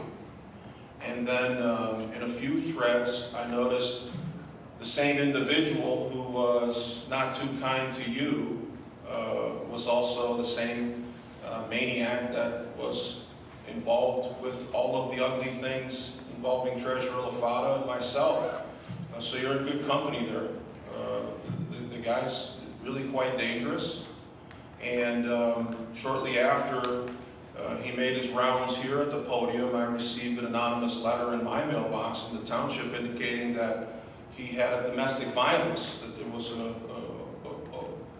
confirmed PPO that had been authorized by a judge as a result of threats and violence. So this is not a great person, in my opinion. He's a good friend of yours. He talks about being in your home and praising God and all of these other despicable things that he does to everybody else on the campaign trail, which isn't nice. There were some despicable pieces that were sent out about us, including calling Treasurer LaFata a traitor. Horrific, terrible, inexcusable. Clerk Berry was linked to those, and she said in this chair that she wasn't going to comment on any of those because this is the people's house and that politics is beneath her and so forth. But then, when the township employees organized and sent out a piece talking about their experience with their boss, she phoned in through her deputy clerk and read into the board minutes threats to anybody who was a part of that. And that's interesting. That's interesting. The person neck deep in the swamp and generating all of this ugliness, and he's done that to Miss Merriweather. I watched it online. Thought she handled herself beautifully. She had a number of people around her that said, no, absolutely not. You don't get to do that. That's not what our campaign is about.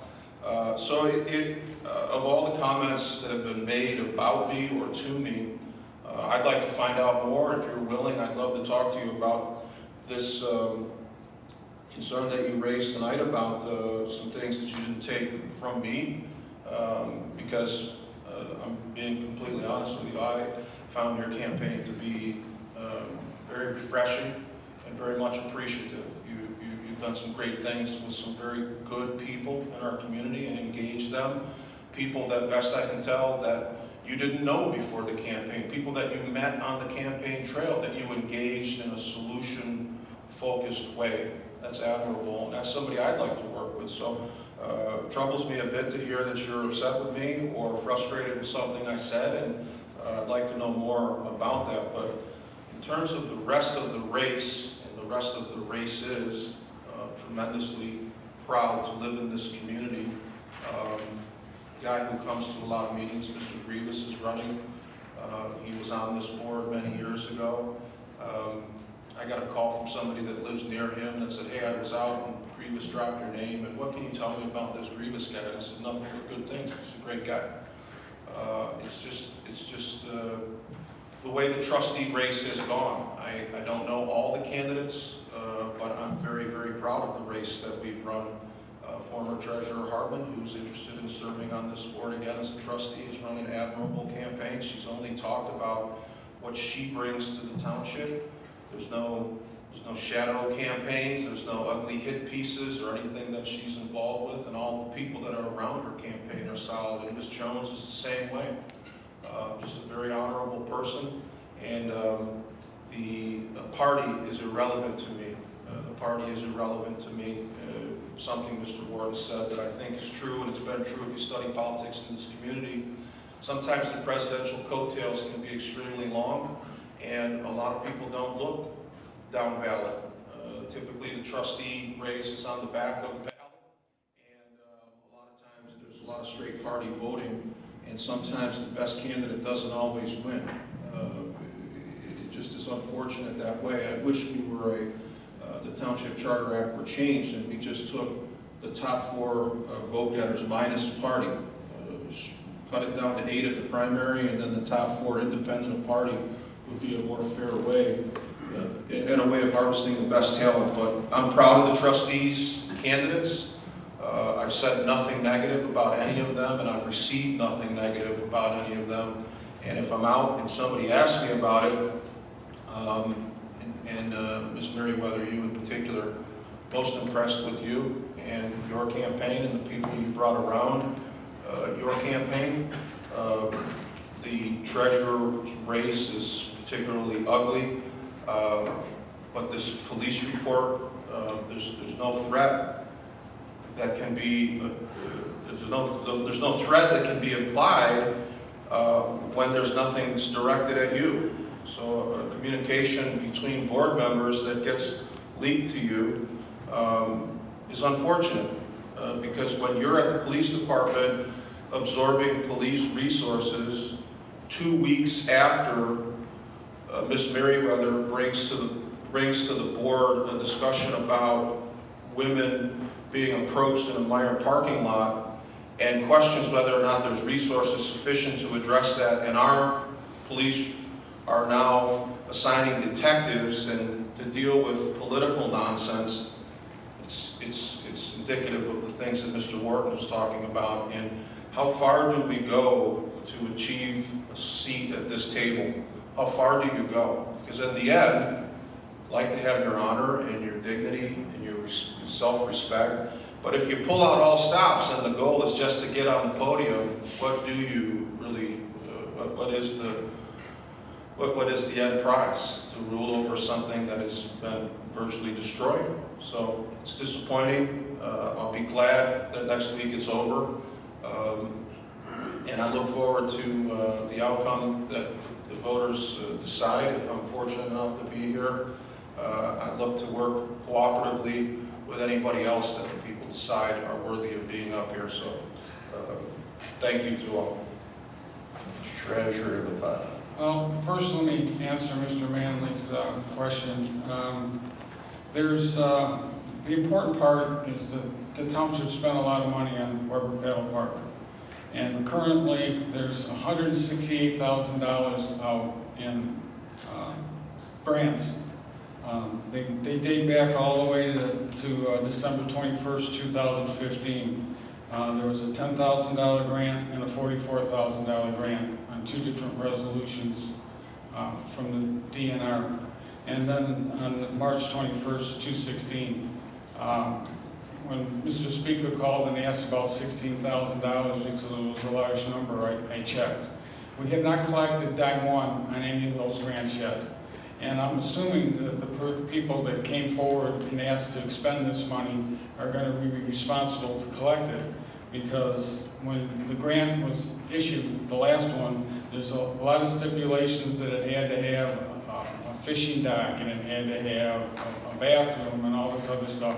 I haven't seen it, I haven't seen a revision and an amendment to the grant. So that just makes me nervous when we expend dollars and I'm not sure that we're going to collect them. So I can't totally answer your question because I don't know. All I can tell you though is the telephone pole removal was $6,500, not $16,000. That was one of the notes that Josh put in there as an approved change order. Probably can't answer all your questions. I know we've expended a lot of money, but I can tell you to date we haven't received any back as far as grant payments. And if we have anything to, any more fulfillment to that piece of property to collect the grants. Second issue is it's sad that somebody has to come to the podium when they're not even involved, but there were things that happened in the primary that was really out of character. When I ran in the primary, there was nothing that was negative, but what came out in the primary is there was this thing called a report card. That wasn't too flattering. It wasn't too flattering, but at the same time, I saw somebody thank Mr. LeCarry for his efforts. So I don't know why he would have done that. And then there was another article before the primary called "Chesterfield Deserves Better" that came out. Okay, so Treasurer LaFata wrote an email to our supervisor. And it was like a performance review that I've written for hundreds of people before. And that email went to our supervisor. Evidently, he decided that he wanted to share it with you, and you forwarded it. And I don't have a problem with that, but once you forward it, it's public knowledge. So because people like you take things and twist them, that's why I sent it to everybody so that they would have a copy, so they could see it before somebody came to the podium and twisted what was on those pieces of paper. And what was on those pieces of paper that mentioned you, and you only, was the fact that I told him when I was working and I was making a mortgage payment and a house payment and a car payment and everything else, I couldn't afford to give up my position to be the treasurer of Chesterfield Township. It just didn't financially work out with me and putting 3 children through college. So the only question and the only thing that you were named in is how can you afford to give up your lucrative position right now to take that position, to take the treasurer's position? That was the only involvement. And I don't know how you twist all this to say I threatened your life.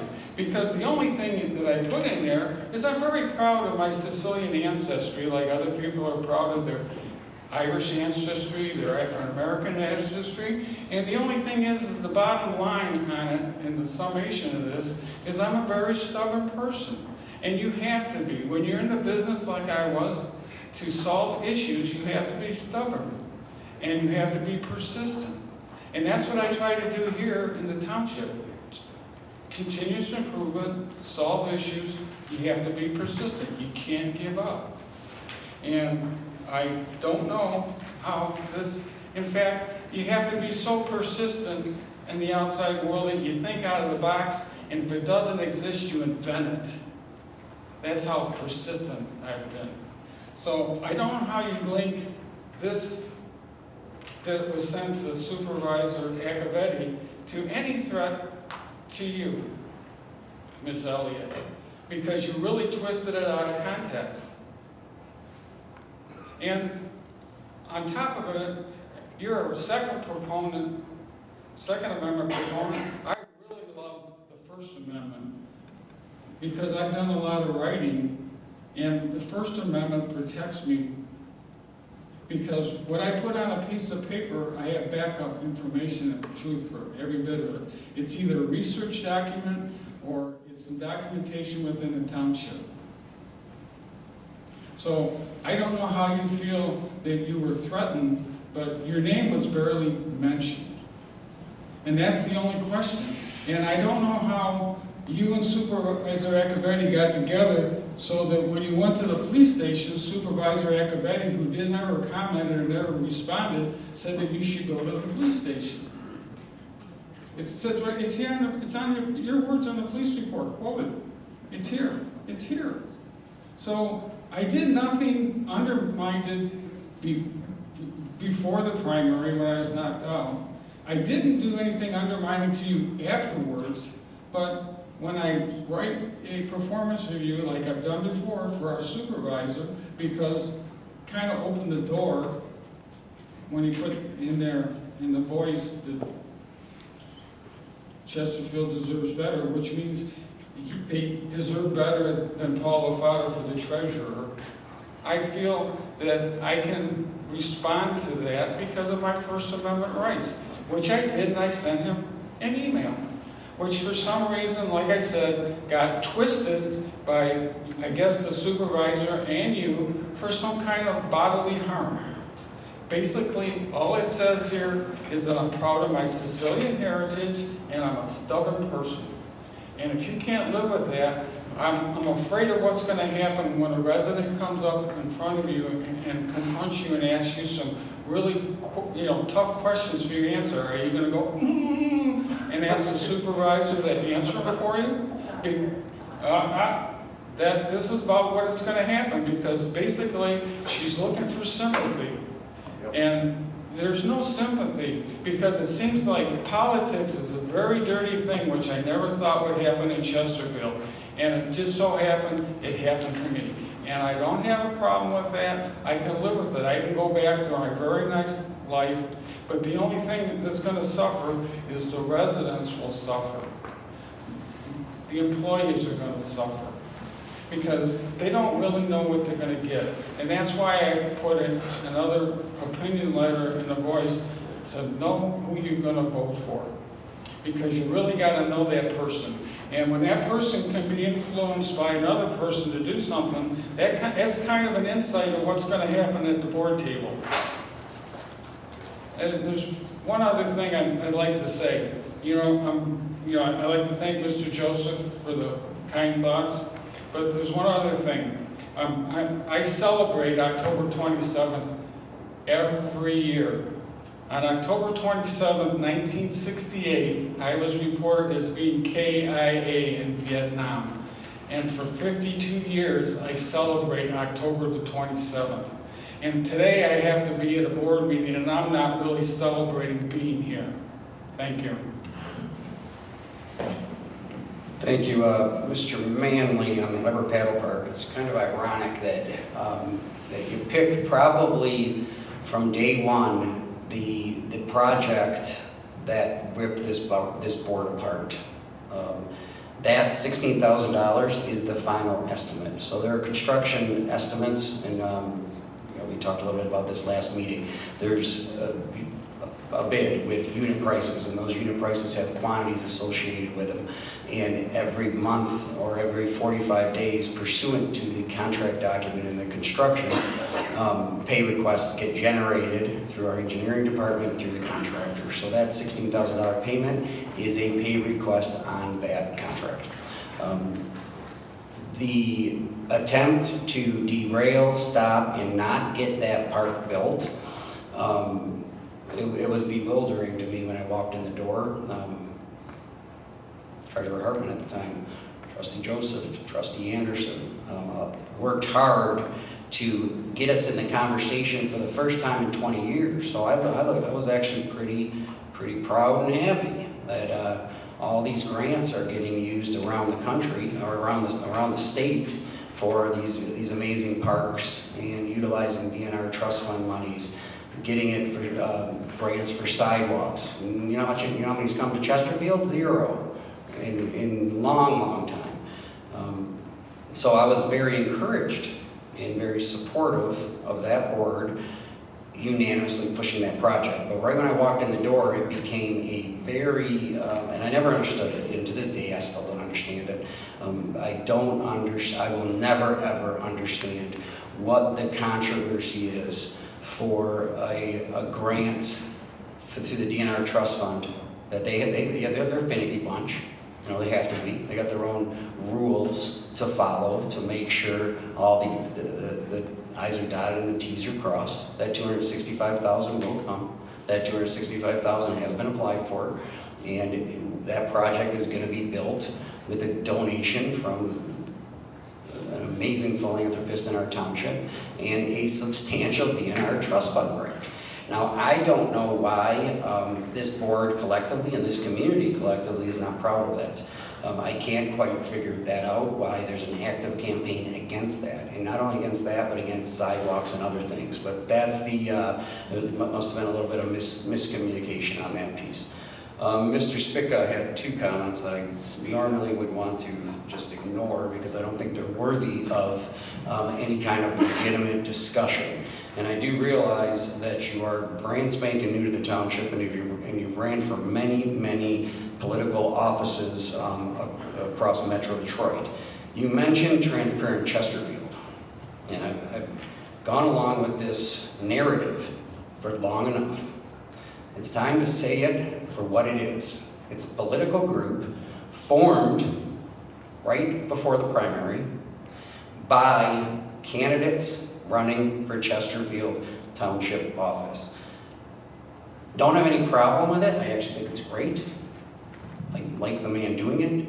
However, this is a campaign event. This is a campaign-related political operation. No ifs, ands, or buts. Why isn't it shown on campaign finance reports if it's so transparent? So I do have some issues with that, and I know folks are running on that. I have a concern with it. Another thing that Mr. Spica said was, quote, ego-driven leadership. And the fact that this conversation was started by Treasurer Lafata, I'm going to finish it, or I'm going to put in my 2 cents. And I do believe this with my heart. It was an honor to serve with you, and I'm proud of everything that we got accomplished. I think we look back, besides all the stress and the gray hair and how hard it was on me and what it did to this board, rip us apart. I think you're going to be proud, pretty proud of a lot that we've done. From the budget, from the investments, from the grants, from the memorial wall out back, to maybe someday even the parks and the improvements. But that quote that Mr. Spica said was ego-driven leadership. I did receive an email from Treasurer Lafata. And frankly, I wasn't threatened by it because I've been dealing with this type of bullying for quite some time. I'm not concerned of myself.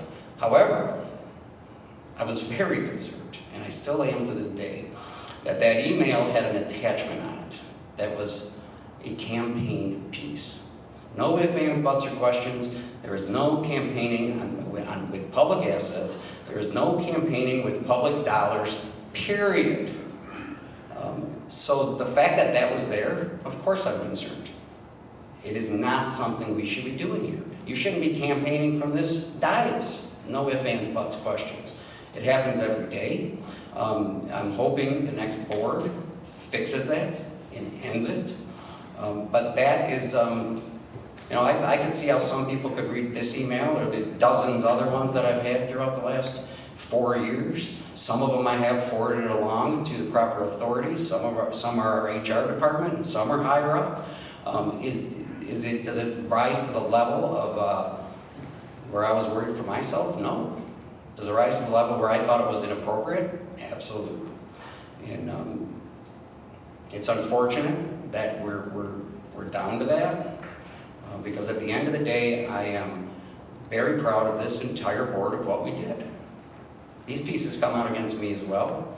Another one that I think, if you watch these meetings, that gets under my skin, because I don't participate. No ifs, ands, buts, or questions. There are no quid pro quos under this operation, period. There are no trading for votes, especially, there are no trading for votes at this level. That type of stuff happens at the state level. That type of stuff happens at the federal level when you're fighting for projects for your township or your district. At the state level, if you are going to trade a vote and insinuate I am participating in that type of freaking nonsense, you're gonna get me fighting back over it. That ain't happening. I will negotiate and compromise inside that item. If you want to talk about a sidewalk item or a sidewalk concept and try to make that specific item right, I'm all ears. But if you want to talk about some of the nonsense that's gone on here, like trading a vote for X project for a vote for Y project, it's got no piece in township government, period. And that piece was put on against me. So it goes always. I for one will be very happy when this election gets over for our country, for our state, and especially our community. We can get back to hopefully the normalness, and hopefully it's not what we've had to deal with the last 4 years of serving our residents with honesty, with integrity. You can have differences of opinion. That's what the process is for. Nobody has more than David and I. No one's a better debater than David. That's government. Those are sharing your ideas. That's campaigns. That's sharing a vision. We just lose track when we start using half-truths, lies, and trying to shove a narrative in that's very, very false. So I'm hopeful that whatever board is sitting up here continues the progress that this board's made, but maybe in a more cooperative, honest, in an honest way to serve our residents much, much better. Our next board meeting is Wednesday, November the 10th at 7 p.m. Do I have a motion to adjourn? Motion by trustee Busper, support by trustee Deming to adjourn. All those in favor, signify by saying aye. Aye. By saying no, we are adjourned.